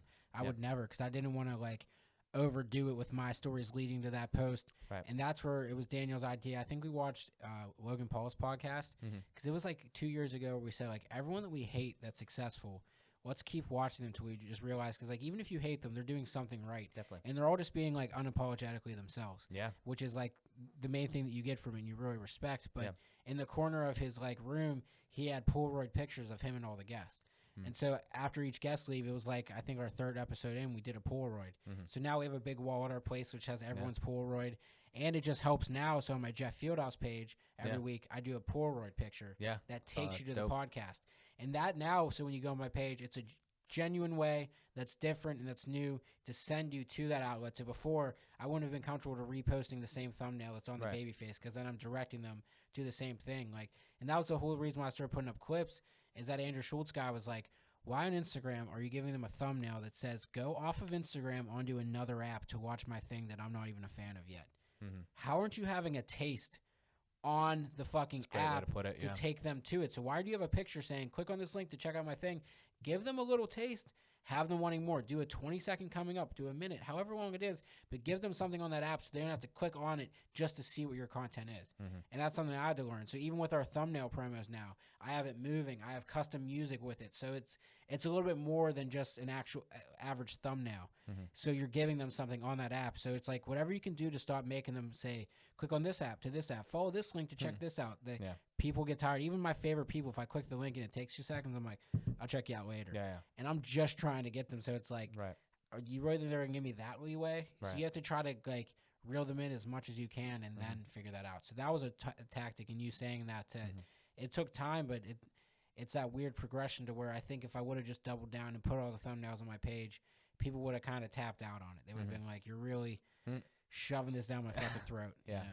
There's definitely a balancing act there of like, you know, like you said, not overbearing on people, but at the same time, you know, marketing it enough and in the right places and in the right ways, like you said, because that's a great point that, you know, even, you know, with Fueled by Progress and PM, we're just not like doing enough of yet, where it's getting the content natively on these platforms. So it's not So it's like you can have a link out to it, but it's like, here's a taste, go see more somewhere else type of thing. That is absolutely key, because you almost need to catch them in the feed. Yeah. It's like you're scrolling like, oh, what is that? It's like, oh, it's moving. Let's click on it. And like, what is it? And then it shows you some stuff. Yeah. So I definitely, it's fun. You know, it's fun to evolve. It's fun to learn things. It's so interesting too, because I talk about like college and school a lot, and I just shit on it in a post earlier on my Instagram, but that was more for like the cost of it. I definitely realize there's benefits to it, but it's really funny how a lot of times,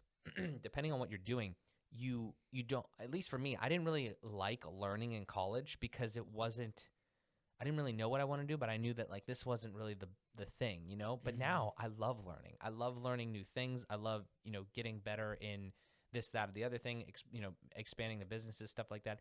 It's very interesting how we all continue to move forward. And I've been trying to figure out how to pass that along to the younger people too. Neil Brennan has a funny saying where he said like the college thing, where if you went to a bank and you said, I want $80,000 to invest in myself, they'd be like, go fuck yourself. And you're like, I want $80,000 to get drunk and waste my life away. Of course. So it's like two things where if I want to invest myself as a business, go fuck yourself like that. So it's like, maybe don't rush into college if you don't have to. Go over your friends' places on the weekends. Get the college vibe you really want. But then stay at home.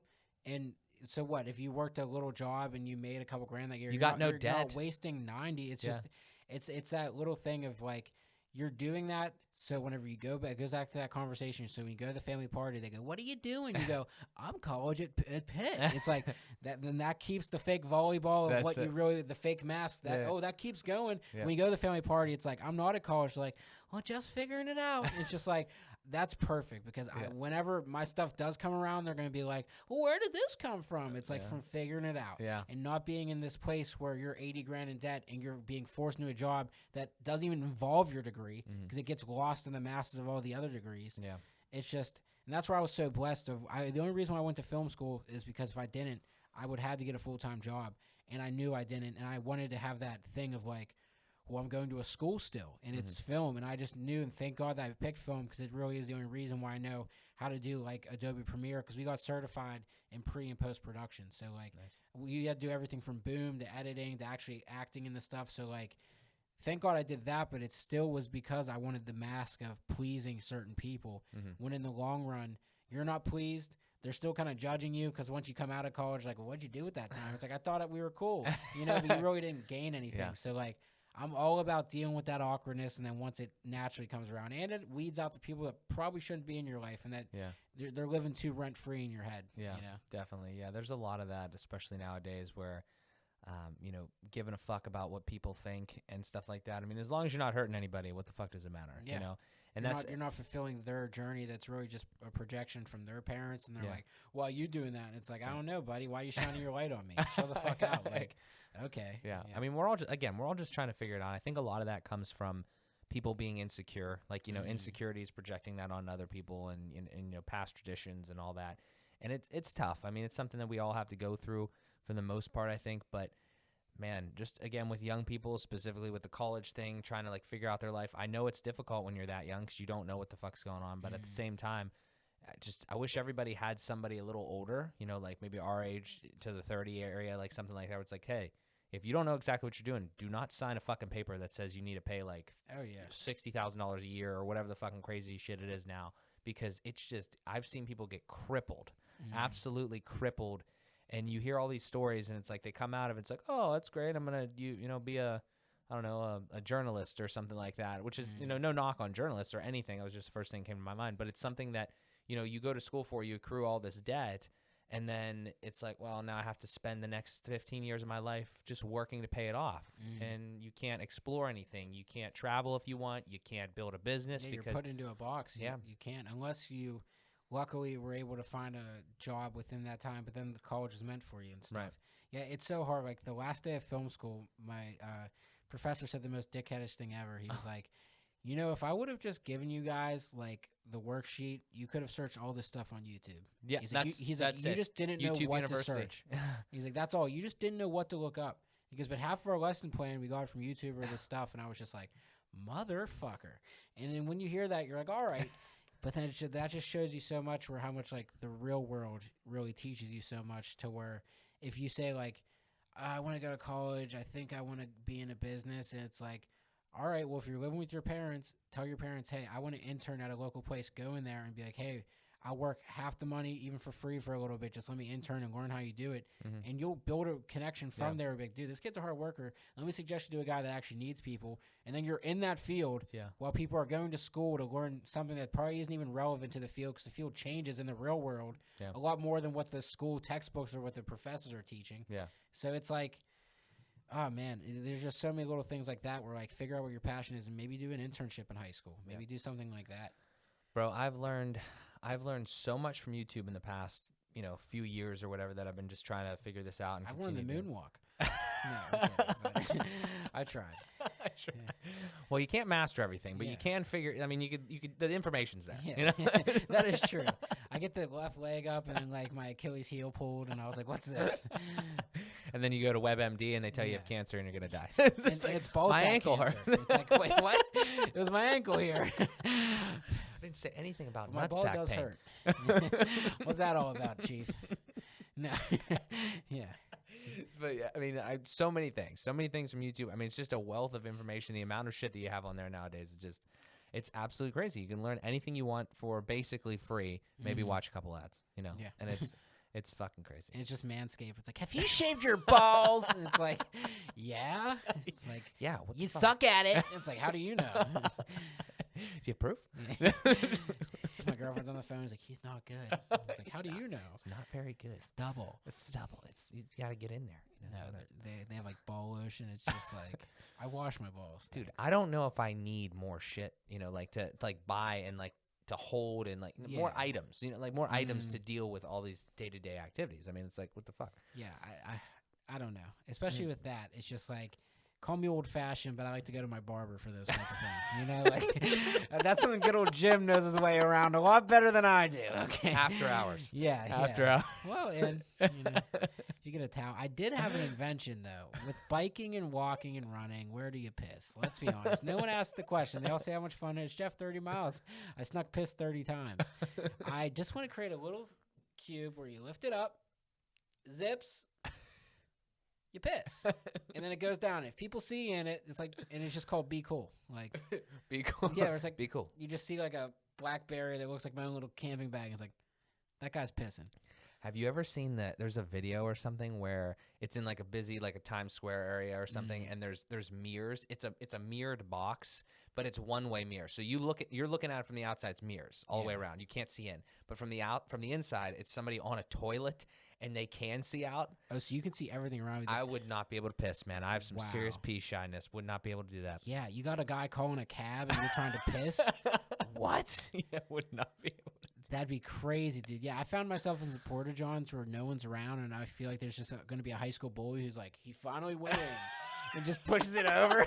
Like some kid named Rex is like, gotcha. For some reason, like I could be in a hayfield with no one, and Rex is showing up. That is also a fear that I share. Yeah, I don't like being in a porta-john, especially in an area that's in COVID time. Yeah, I went in, and as soon as I smelled it, I'm like, COVID. It's like you get like, I'm gonna die now. I'm gonna die in the next 2 weeks. And there's always a thing where it's just like, ha ha ha, it was 666, and you're like, why did I read it perfectly? Like my eyes followed it. Yeah, it's always horrible, dude. Yeah, porta-johns aren't the best. Not the best. Yeah. Yeah. We could pull a whole set out of this for you. Yeah, we could. We really could. The podcast does help on stage. When I first started doing the pod, just talking and just collecting ideas, I feel like it makes you more comfortable. Definitely, yeah. I mean, there's a lot to it. I mean, you got to look at these podcasters that have been doing this for thousands of episodes. It's like just putting in the hours. Just like on stage, you got to put in the hours, right? So. Yeah, my most recent show, it was last month, and it was in Erie, Pennsylvania. We weren't supposed to talk about that. Oh shit, sorry. Sorry, it was in Chicago. Yeah, I was in Norway. Yeah, all my exes live in Erie. No, no, but yeah, it was in. I thought it was gonna be a small show because they said it was a brewery. I get there and it's like 70 people. Jeez, big brewery, like type brewery where they're just like General Mills, and it's like the lady behind her, and it's like all the fucking shit. It was a big brewery. I was like, what the fuck? And it's really cool though because the comedians have like their own little back room, and every single time the mic went on, the mic was changed, and they had a little booty for the mic, which was nice, and like that went on. Yeah. But the first like 30 people all listening right there. And then the back half, it's this big bar where they were making homemade personal pizzas. Oh, my God. And it was $1 pizza night, $1 beer night, which sounds great. But then the back half of the room, every 5 minutes, she goes, John Pepperoni, Marcy Pepperoni. And I don't know if you've ever been trying to do your art and then a lady screaming Marcy Pepperoni, but it fucks up a punchline. I'm going to do that next time at the Improv. Dude, please. Because it's like, what the fuck? And I'm thinking to myself, you drive 2 hours. Thank God Joey Welsh, he drove up carpool, buddy. But you drive 2 hours, and the set's going good for the front half, but the back half's just not paying attention. And as I'm walking back, they're all in their masks, but I see a kid, and I was like, I went to high school with that kid. Why the fuck is he here? It was one of those sets where it was like 60-40, and I haven't done stand-up in a year, so I knew it was like, you don't want this to be your friend's seeing you set. And I look, and I'm like, it's not him. And all I hear is, Jeff! And I'm like, what the fuck? I'm 2.5 hours away here. And I turn around, he's like, it's Donatelli! And I'm like, it is him. And he's like, I told Jake, and he listed off like 7 friends. He's like, I told them all to come. And I'm like, and I looked at it, he's like, they didn't show. And I was like, thank God, dude. Yeah, they didn't show. Why would you drive 2 hours? He's like, $1 beer and pizza. And I was like, yeah, man. Thank God. So, like, it's not only a kick in the dick that, like, the show was all right, but then you see, like, an old friend, and you're like, Jesus Christ.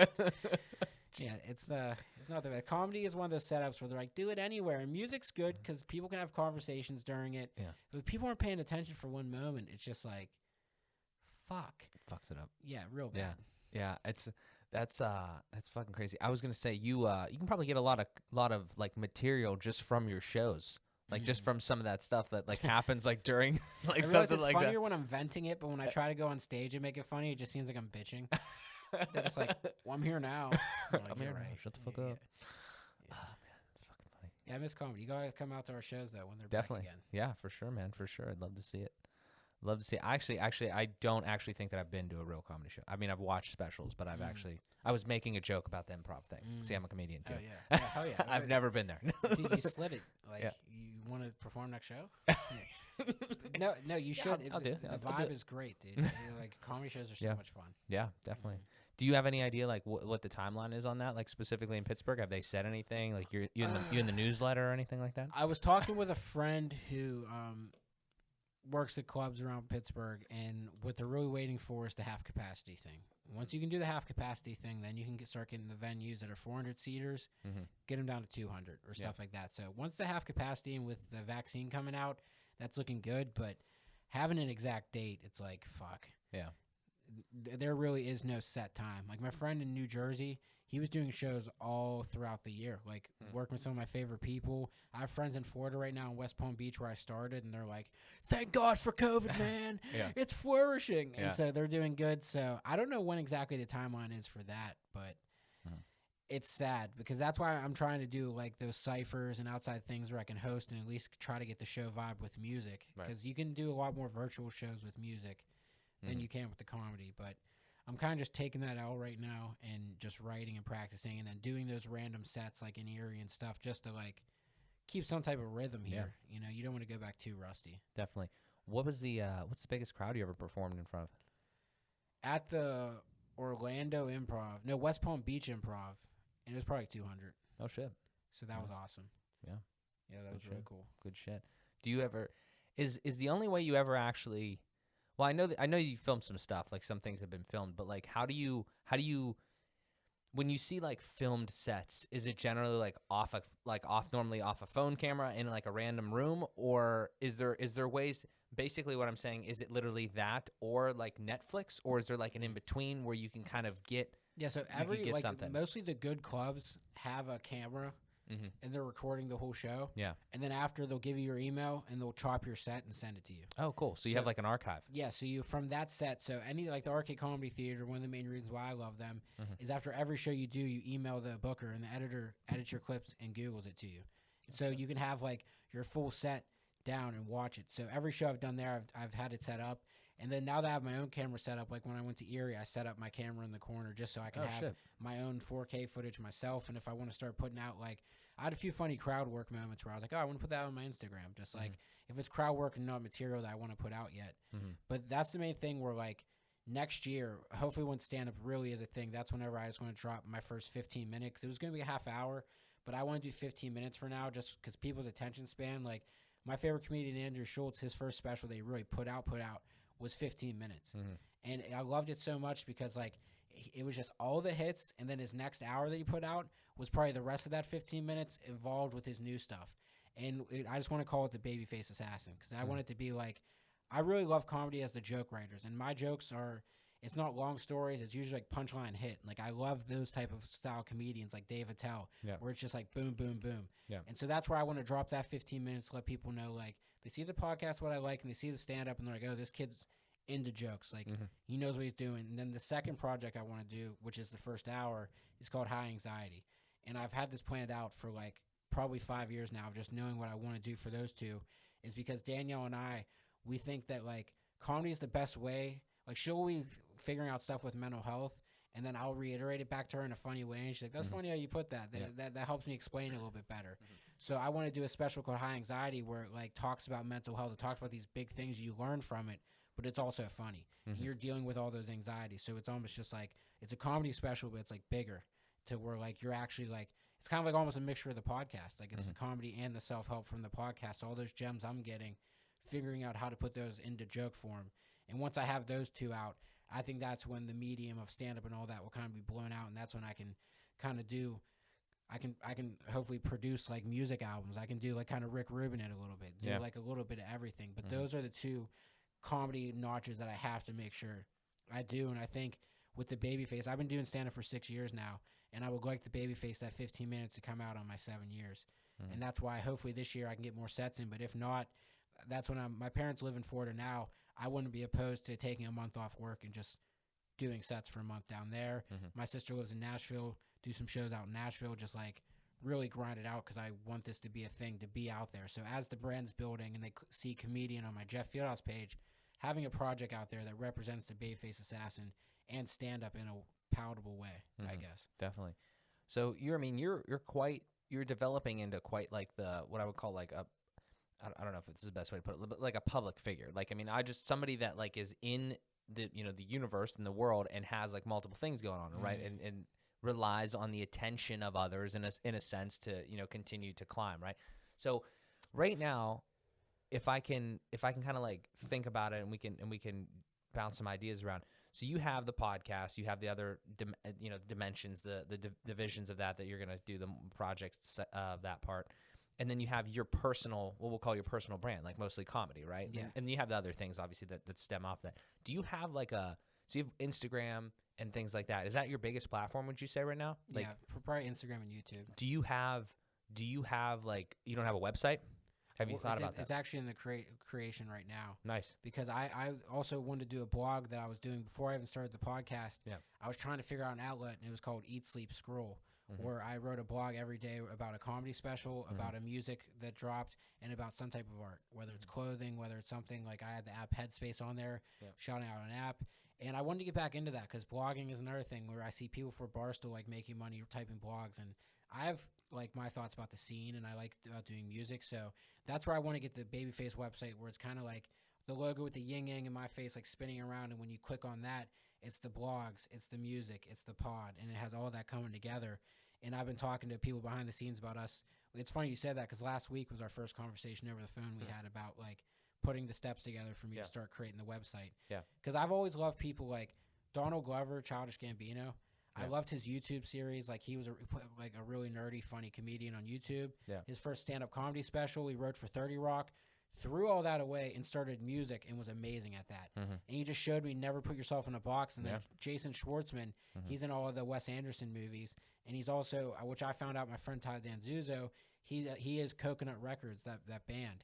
And so I found out, I was like, and he's in a fucking band. And it just shows me it's like, never put yourself in a box and the rest will flow, dude. Like, and so that's my biggest thing is like, as long as I'm passionate in it, this podcast is perfect because now it's been connecting me with like, I want to dip my foot in music.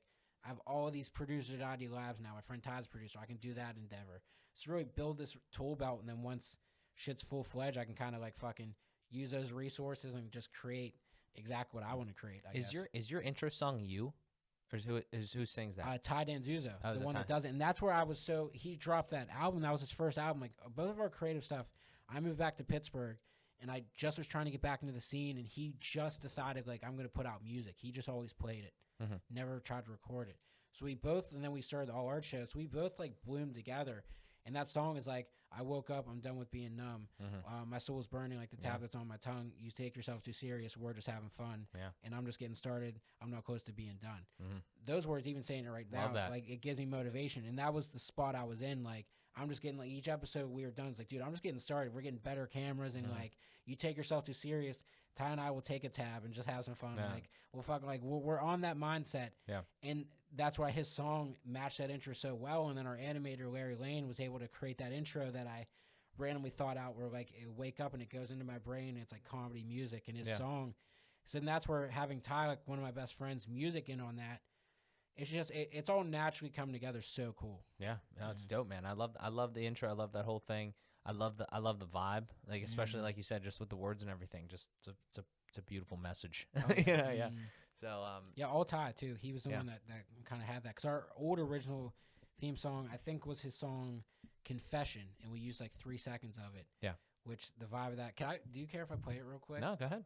Just to show you the vibe switch of our podcast, I guess. So our old intro, this just shows growth, because I love looking on the Instagram of our old pictures, and now we like have aesthetically how we want it to look. Yeah, I can even overlay it too, so they can hear it a little better. Like you know when you play it. Definitely. So I'll be starting right now for you, but just.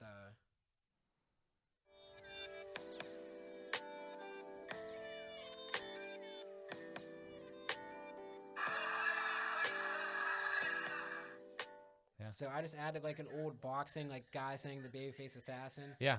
And you could tell it even sounds like we're just figuring our stuff out. Yeah. Like and then his next song that he dropped with his new like tape, that evolved into our new intro to where it really, you can hear like our growth. Like it almost shedded from that song. Like the growth from that song changed into the other one. Yeah. Which was sick.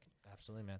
Dude, it echoes back to the evolution and just trying to continue to figure things out, piece things together.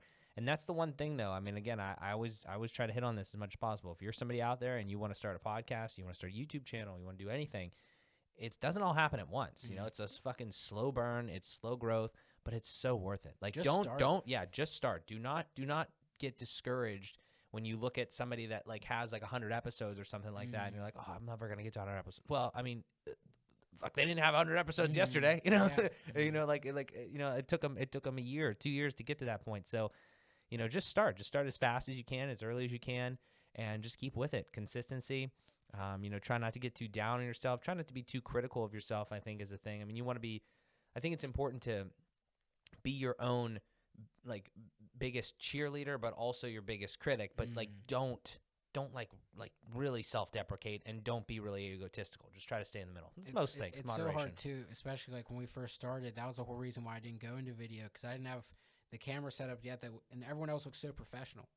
You just put yourself in this box, but like, it goes back to your thing. Everyone's on their own journey. So like, you comparing yourself to their path, you realize that when people go down other people's paths, the stream ends. And their boat was built to go over that next hill, and it's like, shit, my boat wasn't. That's the wrong path. And you just got to go back on yours, and it's hard, but starting, and then everyone has their weird way of doing it. You know, everyone has their weird way of, before they do the podcast, who knows what you do, who knows what I do to get myself weirdly ready for this, but just starting it, and then the dominoes will fall, and if you're meant to do it, it will work. Yeah, definitely.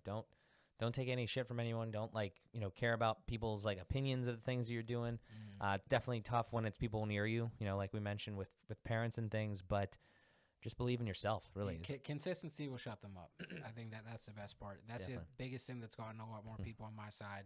Is when they see the consistency and they stop asking, where it's like, you still doing that thing, and to being like, oh, who's on? That's a huge thing. Yeah. To where you get that thing where the families are like, oh, you're doing that hobby, to them being like, oh, what that? Start asking lead-on questions instead of questions that just start and stop. They're almost like a backhanded compliment. Like condescension. Yeah, the condescension starts to go out the window. It's like, oh, good for you. Like, it's tough. I mean, you got to understand their perspective. A lot of times they're concerned, right, because they don't understand it. That's the biggest thing. Like you mentioned earlier, perfect, is communication. When somebody is ignorant, not rude, like ignorant, and they don't understand something, it's very difficult to have a conversation. It's like with most things in the world today. If you don't understand something, it's very difficult to have a constructive, just dialogue about it. So you have to really and you help get triggered with families too, because you know how to like get mad at each other, and if you know they're gonna say something, you're like, I knew you were gonna say that, and it's like you got to learn to pull it back, and to really, it's like an even tug of war where you're like, I know you're not gonna find this accepting, but the less that you're on the defensive, the better. Definitely. I feel like they feel less like they have something to defend. Yeah. More if you just try to like be nice and kill them with kindness, and they can kind of slowly whittle away. But yeah, no, dude, it all goes back to the communication, like you said. Yeah, definitely. I want to ask you this question, man. What is what would you say like your future plans are? I mean, I know we're talking about a lot living in the moment, but I think it is important to kind of see a route, like some sort of route. Always could change, but like specifically, we talked about a lot of things, but if you want to like kind of sum it up, like moving forward next, I don't know, we'll say like year or so, just what are some of your biggest goals next year to 5 years type of thing? What are you kind of looking for? I would say definitely connect with like all of my favorite artists in Pittsburgh. There's a lot of people that I feel like I can't reach out to because for some reason, like you said, you're in your head. You feel like they're on a higher level with you. You don't think you do that. So knowing my worth and just reaching out to those people and making those connections happen, but also kind of use my resources. Like we talked about before, I have so many resources that now recently, as soon as I reached out about doing that cipher, they're like, of course, why didn't you hit me up before? And just me realizing it's like, oh, I was in my own way. So the next year is just really making those ideas that I mentioned and put out there with like the BabyFace does and building that brand with all those side hustles I want to do, really making that plausible, but also upgrading the podcast game with the interviews and stuff that we do in general. Like in between, I watched the Pat McAfee show, and I want sponsors so bad, but I like with sponsors where it has him like breaking through a paper like thing that you can buy from like Borders, and then he like shouts out the ad space. Like I want to do commercially funny ads like that, and bring my comedy into that as well with sponsors, and really grow ourselves to be like one of the top, like I would say, community podcasts in Pittsburgh. Like I really think within the next year we can reach one of the top podcasts in Pittsburgh, not only like shouting out people, but with those events and stuff like that. Like one thing I didn't mention here is we want to start doing BabyFace mixers. And we had the first one planned where everyone that was on the podcast has to come out to a night that's DJ'd. We have food sponsored there, and we all hang out, and we all have to just talk about collaborating in some type of way. We all meet, so when you leave that night, we're collaborating. And doing mixers like that to where it could literally be a BabyFace mixer where we get a food truck, we have a place, and we just meet for an hour, and it's just like a creative, like affirmations only tonight. Hey, only affirmations, and that's what we're doing. So like really setting my tone and putting my like foot in the Pittsburgh scene as like a connector as well as that. And so once like stand-up comes back and stuff, those resources with shows and people will just be natural, and it will be different, a lot like how my all art show was. Like I think that's something that helped me get a lot of respect in the comedy field too, is that when people came to my show, not only was I new, but it was a different show. It was a different vibe, and it still had the respect of comedy. So the comedians, when you hear comedy and music, comedians get nervous. So when I could do that, something different that flowed and that was naturally, so keeping that essence going, but natural with the podcast and in the Pittsburgh scene, and then the sky's the limit with just like connecting people with that. I feel like the BabyFace does and all of those will come together as long as I keep the confidence and knowing when to ask and knowing my worth. And that's the hardest part, is just not getting down to myself, especially like we talked off camera this past month mentally. I don't know. I just been like, I had such mojo. I felt so good about myself. And then all of a sudden, like everything sucks. You're a hack. Like you're not good. Like all this stuff. And like, and our numbers have been the best. And I've noticed that I'm like not that happy. So it just shows you that like my goal of us hitting this subscriber number, of us getting like, this is our second episode in a week that is almost hitting 200 views on YouTube, 100 views on Facebook, and almost 100 views audio. And old Jeff would have freaked out, but it's showing me that no matter how great like the goals you're hitting, if you're not good mentally, none of that shit matters. Going back to the money thing. So then that made me double down on myself in these past couple of days where I've given love to myself. I've been able to be more in the moment to really take in these numbers growing and having it motivate me instead of having me thinking like these bad things. So that's really was something important, that I hit a goal, but I wasn't happy. And it was an early goal instead of me hitting a big goal and not being happy. And that can fuck people up. And this taught me now, whoa. I ain't filling my cup. How do I fill my cup? And that's where we started. Like I told you, we edit the clips the same day we edit the podcast now. Because later in the week, I know my cup's going to be too empty. Doing that stuff now to make sure my cup's full so I can flourish in those moments and enjoy it. And that just showed me none of that shit matters unless I matter. Yeah. So, like, 100%, man. I couldn't agree more. I think that's another thing. I always say this. I'm gonna put it in here again because there's a like a little, like an anecdote or like a similarity thing. It's like, you know, when you're on a plane and they say, you know, when if you fall out of the sky, you know, the things are going to drop down, but put the shit on yourself first and then help other people. That's so silly. I always say it. People laugh at when I say it, but I really believe it to be true. Like just in life, if you are not good, you're mentally, physically, everything like that, you cannot expect to help other people, at least well. Like you might be able to, like, you know, what if you're a mess inside and you can go help somebody? It's like, well, it's just like, it's like, oh, like your financials aren't in order, but you're going to try to help somebody else. You know, your diet and exercise is in order, but you're going to try to help somebody else. It's like, it doesn't make any sense. If you're mentally, you know, drained, or you have like problems in that regard, or your mental health has not been prioritized by you, you can't do that. You got to put yourself first. And that's not being selfish. It's being like understanding that you don't want to pass that on to other people. You know? And that goes back to the relationship with Danielle too, is that anytime I see a problem in the relationship where it might be an argument or something that's bothering me, I'll usually just see like what my habits are that month, like how am I doing? And I'll realize a lot of it is like self-projecting, where I'm like depressed and I'm projecting piss shit, and it's a lot just me kind of mirroring onto that. Like a lot of times, like I'll be on YouTube and I'll be like watching someone's video, I'm like, this motherfucker with his brown hair, green eyes, his name's Jeff. I'm like, oh, I hate myself. like as you're saying what you hate about the person, you're like, I hate that about myself, you know? And it's just learning that, how do I expect myself to be a good partner if I can't even be there for myself? And that's something where dating 9 years, we do everything together. So I would want to go on walks or do certain things by myself, but I'd feel like an asshole if I just did it. And it's a beautiful day. Why didn't I invite you? Why didn't I do that? And honoring, and that's something about quarantine where we had a big conversation about that's helping, where we literally really respect our alone time now. And when we live in a loft, so like we get into an argument and we're looking down on each other. Like it's not like you have a place to go. So knowing those times, and really every day where she'll work out for an hour and meditate and have headphones into before, I'd be like, let's just both listen to a podcast where we work out. And it's just like knowing that time. And same with me, where if I need to go on a walk, if I need to edit, if I need to go play some hockey, if I need to do these things, for me, I'm not an asshole for having a me time.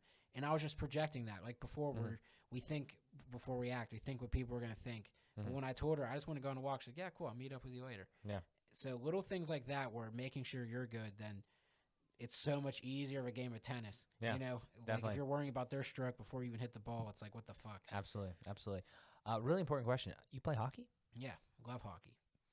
Roller, ice, ball? Roller and ice. Roller and ice? Nice. And ball, yeah. I grew up all at Jack hockey. 5-time champion. Yeah, I'm a big ball hockey player. I tried roller the other day. First time in 4 years. That was a little rough, but roller's fun as fuck. I grew up need travel smaller hockey, skates. roller. Really? I loved it, dude. Good shit. It's fun. Play sometime. Yeah, hockey's fun as fuck. Definitely. I had a random question. Goes back to something we were talking about earlier a little bit. The stuff like monetizing the podcast and everything, stuff that you thought about. I had this dilemma, and I still haven't like fully worked it out. But I had this question probably about a week ago.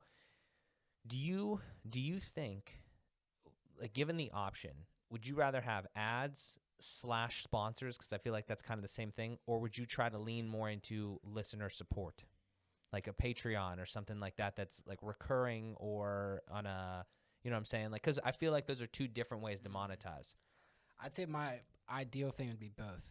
Patreon would just be an obvious thing, because I'd do a thing where usually the episode's done 2 or 3 days early, so I'd put the episode up early on Patreon. Just little things like that, where behind the scenes when we're editing, and like I'd record myself editing and the fuck ups where you're like talking with the camera to give them that stuff. So I'd feel like Patreon for that, because if you want to support with that stuff. But I would love to do like sponsors that actually match like what our listeners are doing. Like one of my dream sponsors would be Headspace, like that app for meditation, stuff like that. What I use, that'd be the dream ideal, because it's like I'm hooking them up, and it's like almost like I'm telling my friends what kind of podcast or what thing to use. And monetization's hard, because that's something that now that we just started switching over to really YouTube numbers and stuff, like this is the first month that we hit 1,000 views in a month on YouTube. Good shit. Which doesn't sound like a lot in 28 days, but for us that's huge. From going to 50 views an episode to almost 200 is awesome. And same with Facebook. This was our first month that we hit 1,000 on Facebook. Yeah. And then it was 600 on the audio, which isn't the greatest, but since we hit that, if I can get consecutive over 1,000 on those, that's when I feel comfortable to go to a local business. And on those apps, it literally says targeted. It will say like Bellevue. It will say Shea, or where people are listening. And I know my target demo, and I feel more comfortable now going into the next year, going to them and saying, you'll have 1,000 eyes on YouTube within the month. If you do like a month sponsorship, you have 1,000 eyes on Facebook, and coming them with real numbers. So before, when people were like, why don't you get a pod sponsor, it's like, I don't know if I really have much to give them at this point. And now I feel like I have something more where it could actually fit. Like, that's something on my, like, Babyface just Instagram where I'm trying to figure out a way to do it, but I might just have to do it on Jeff Fieldhouse, where it's just called Babyface Spotlights. And I just do, like, a 5-minute interview at, like, a small local restaurant. Like, in Bellevue, there's so many, like, Vibe, it's a smoothie shop. I just do a quick mukbang there with the owner. Babyface Spotlights. Just spotting out small businesses. And just stuff like that I feel like can really connect, but also help in a way where after we do an episode like that, we can talk about sponsorization because they've been on the pod or a style of it. They really see what it is, and then they can kind of join the family in that sense. I'm looking for more of like a collaborative instead of like they're doing me a favor. I'd rather it be like we both can help each other. Definitely, yeah. Two-way street always. And always I just don't want to jump into it too early because like you jump into it, you do nothing for them, and then like you're knocking on another door. They call that last place like what do they do for you? Nothing. Yeah.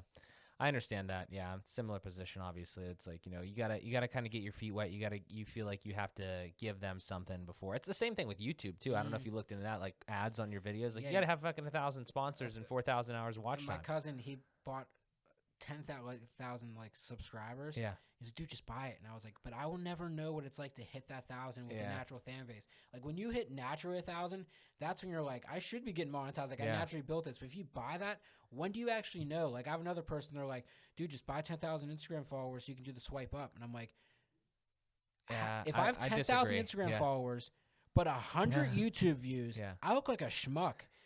Not doing that, dude. I'd rather I want to see the progression. Like when we hit 500, now we just hit 600. Those 100 goals are badass, and those 100 people, I feel like I know them a little bit because I start liking their stuff and we start interacting. If I just go on my followers and you click it and it's a random Ferrari and has an Indian name with one follower, it's like, what are we doing here? So it goes back to that thing where people were like, just rush it, and it's like part of the hustle and the grind is seeing that growth. Like that's what motivates me. Not like the whatever long-term goal. Like that's if you're in this journey for like the Super Bowl moments, you're going to be let down real quick. You got to be in love with the journey. You got to be in love with like those fucking little moments, those little wins. When I work my ass off, you reach out to me and I come here and you say, I love what you're doing with your editing and stuff like that. Dude, I was calling myself a hack and hating myself all week. You saying that does everything. And that was a little Super Bowl for me that made me want to go home and edit another clip. So like those are my little Super Bowls. Like it was a thing on the podcast where I grew up in organized sports. You have a practice night. You have a playoffs. You have a championship. You graduate. There's no set practice night for your dream. There's no playoff for your dream. There's no championship. You got to make those. How do you structure those?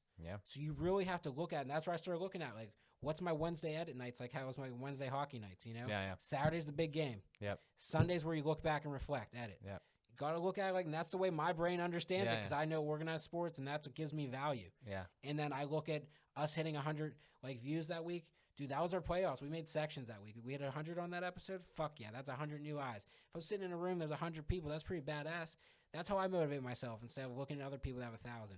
Just little shit like that. Because then once you really hit those goals, dude, I mean, I get morning wood sometimes, but like, ayo, that's gonna be sick. It's gonna be dope. No, I get it a lot. Sorry, I didn't want to say that. That's where the comedian self-depressing lie. I had to be honest. The boners are nice. I'm young. I think I'm 24, so my brain is a 24-year-old boner. It's not 25. Not 25. 25 is the back nine. Oh, geez. Starts going down. Quarter life crisis, isn't it? Yeah. That's it. See, my dyslexia, I was like, quarter? Quarter. I think it is. I like the accents, too. Like, it's a nice touch. I don't know what they are, but it fits whatever weird characters in my head, I guess. Oh, fuck, man. Dude, we've talked about a lot of shit. So what you said, you had 3 specific questions, though. I do have 3 specific questions. So the first one is your top 3 influences that you've had on you. So like that's molded you into the person that you'd say today. Mike Myers, Austin Powers was my favorite movie growing up. I watched it like nonstop. Yeah. I remember at the Boys and Girls Club when I would do like a fat bastard impression at like 3. Like in 3rd grade, and then once I got to 4th grade, like do it again. I was embarrassed because like then you actually are fat in 4th grade. I'm like, I'm not being a fat bastard character, and like you stop doing it. But no, his movies, Wayne's World, like his movies just hit me in a different way. Like you said, like his charisma of just a smile, and I just love the characters that are so confident but have nothing to be confident about. They're just walking in a room where it's like they don't realize it. So his ability, just that humor, just of like. even without words, he's a killer. Yeah. Ben Stiller is like his writing, but his come up with his dad. Like his mom and dad were in the industry, and they were literally comedic acts together. And he was like on the road, and his upbringing and story, but his face and his humor, like his cameos, like in Happy Gilmore, where he's like, "I will put you to sleep," like that psycho character. I will put you to sleep, dude. That is like such a him character role, and he does so many of those in his own movies. On top of his own awesome career that he has, it's like. His weirdness, like the movie Heavyweights, I don't know if you've ever seen it. I don't think I've seen that one. It's awesome. This kid gets sent to a fat camp, and like Kenan Thompson, all these kids are in the fat camp, and it used to be really cool with these nice old owners. But then Ben Stiller, who's like a CrossFit guy, takes it over, and he's like, "You fat fucks disgust me," and they're like they try to kill Ben Stiller. Like it's really funny. Oh dude. My god! It's kind of like his Globo Gym character, but like young. Yeah. And yeah, so like Ben Stiller, just for his like creative writing and just all like the cry laughing moments I've had with him. And then stand-up comedy-wise, when I started getting into comedy, Mark Norman, his writing is so goddamn fast. And I had to stop myself from sounding like him when I would say certain jokes because his 1 hour, I think I counted, and he has like probably 100 jokes. Jeez. So like it's a joke a minute. Yeah. So like those type of guys, you're really getting a bang for your buck, and you tell they like comedy. And he inspired me to like really double down on being that type of joke writer. Because when I was in Florida, everyone would say, in my like 3-minute set, I would do 10 jokes, and they'd be like, "Calm down, like stretch out 3 jokes, like run these jokes up." And Mark would be like, "I'm cutting the fat. These are the best version of the joke. Go fuck yourself." And like he was flourishing, and then I was like, "Yeah, fuck you guys," because I would try to extend the joke, and the joke was done, and then I'm like trying to do add-ons, and they're like, "We got the punchline, buddy." So like he taught me to double down and just like be yourself in that sense. Like my newest favorite joke that kind of sounds like a Mark Norman joke is that I hate when I go to bars. My favorite drink is a screwdriver. It's an orange juice and vodka. Yeah. And so many times guys are like, "That's pretty gay drink, dude." Like, "That's pretty gay drink." And then finally I'm like, "Well, if you think that's gay, I let my girl finger my ass while I fuck her."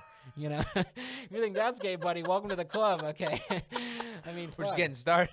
Yeah, so like, but that's like a his joke where it's like, "You think that's gay, go." And then it hits, and it's just like it's a left turn, but it's real. Where it's just like, I don't know. Those are my favorite type of jokes and humor. And Mark Norman's like, he's a mensch to me, and because he's a young goat, and so like he's gonna be looked at one of the Dave Attell's when he's older, I think. Yeah, for sure. Good shit, man. Yeah, those are great influences. Yeah, I definitely feel it. It's just, again, speaks back to being yourself, not giving a fuck, and just doing it, man. I totally love it. The next one is, what's your best advice that you give somebody? Turning the tables on you there. Advice to listeners. Tip of the lips. Every single time someone's like, "I don't know," as a host, I'm like, "Really?" And now I'm like, fuck. I'm sorry to everyone I fucking judged in my head. Jeez, I turned to my teacher, Miss Bluth. I'm sorry. Only 3 people are going to get that reference. My best advice for anyone. It goes back to that quote where I've been through a lot of horrible things in my life that have never actually happened. Yeah. And it's just stop giving power and setting up all these fake scenarios of things that will never actually happen, and be a realist and just focus on what you can control. That's my biggest thing it's like tabs of anxiety tabs where it's like on your computer or at Google, and you have all these tabs and you don't know which ones to shut. And you have to learn to pay them attention. Like, "Hey, I know you're here. You're not real." Yep. And being able to pay it attention instead of putting it on the back burner and being in the moment really helps. So just really be in the moment and say to yourself in those moments you're freaking out and be like, "What can I control right now?" And anything else, trust the process. Because like you really cannot do anything else. Definitely. 100% agree, man. Last one's a layup. I mean, we talked about a lot of shit, but I always say that. I mean, because it's the other two normally instill a little bit, invoke a little bit of thought there. Last one though is we've talked about a lot of the stuff. Links to everything will be in the description. But if you want to plug anything, anybody else specifically, anything like that, so, red carpet.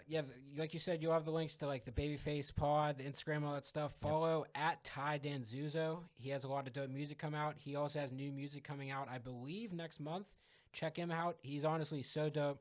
His music inspires me to where in comedy, where if I don't know what exactly I'm doing or I feel like I'm in a weird spot, I'll listen to his music, and hearing lyrics like we talked about will just push me back in that mojo. So follow him. At Danielle Bernick, my girlfriend who helps with the podcast. She's awesome. At Sarah Holby, she does a lot of art for Ty and with the podcast. Larry Lane does the animation when you come in. I'm shaking because I got to pee again, so shout out Charmans. No, and just follow the BabyFace Assassin Podcast. I used to be weird with plugging stuff because I didn't want to come off like and overdoing it, but I'm really proud of this, especially the past couple months and this past year. It's really been my like safety boat throughout quarantine. So follow the podcast. We love the fuck out of you guys. If you follow the podcast and want a sticker, I'll send it to you and I'll call your mom. Or your dad. Or your auntie. Whatever your home situation is, it's perfect for you. Follow the podcast. Follow the podcast. Please follow the podcast. Watch it. It's Call great. your mom, kiss your dad. I love you. There you go. There you have it. Links to everything, like I said, everybody in the description. Man, this has been absolutely tremendous. Great time, man. Like I said, he's a very genuine person. On and off camera, this conversation was the exact same. So I love it. You're doing good things, man. You're great at interviewing, and this was fun as fuck. I appreciate it, man. Right back at you, buddy. I appreciate it. Thank you. Fueled by Progress and AM and the PM. That's it. Yep. AM and the PM is the other one. Yep. But yeah, that's it, guys. We thank you so much.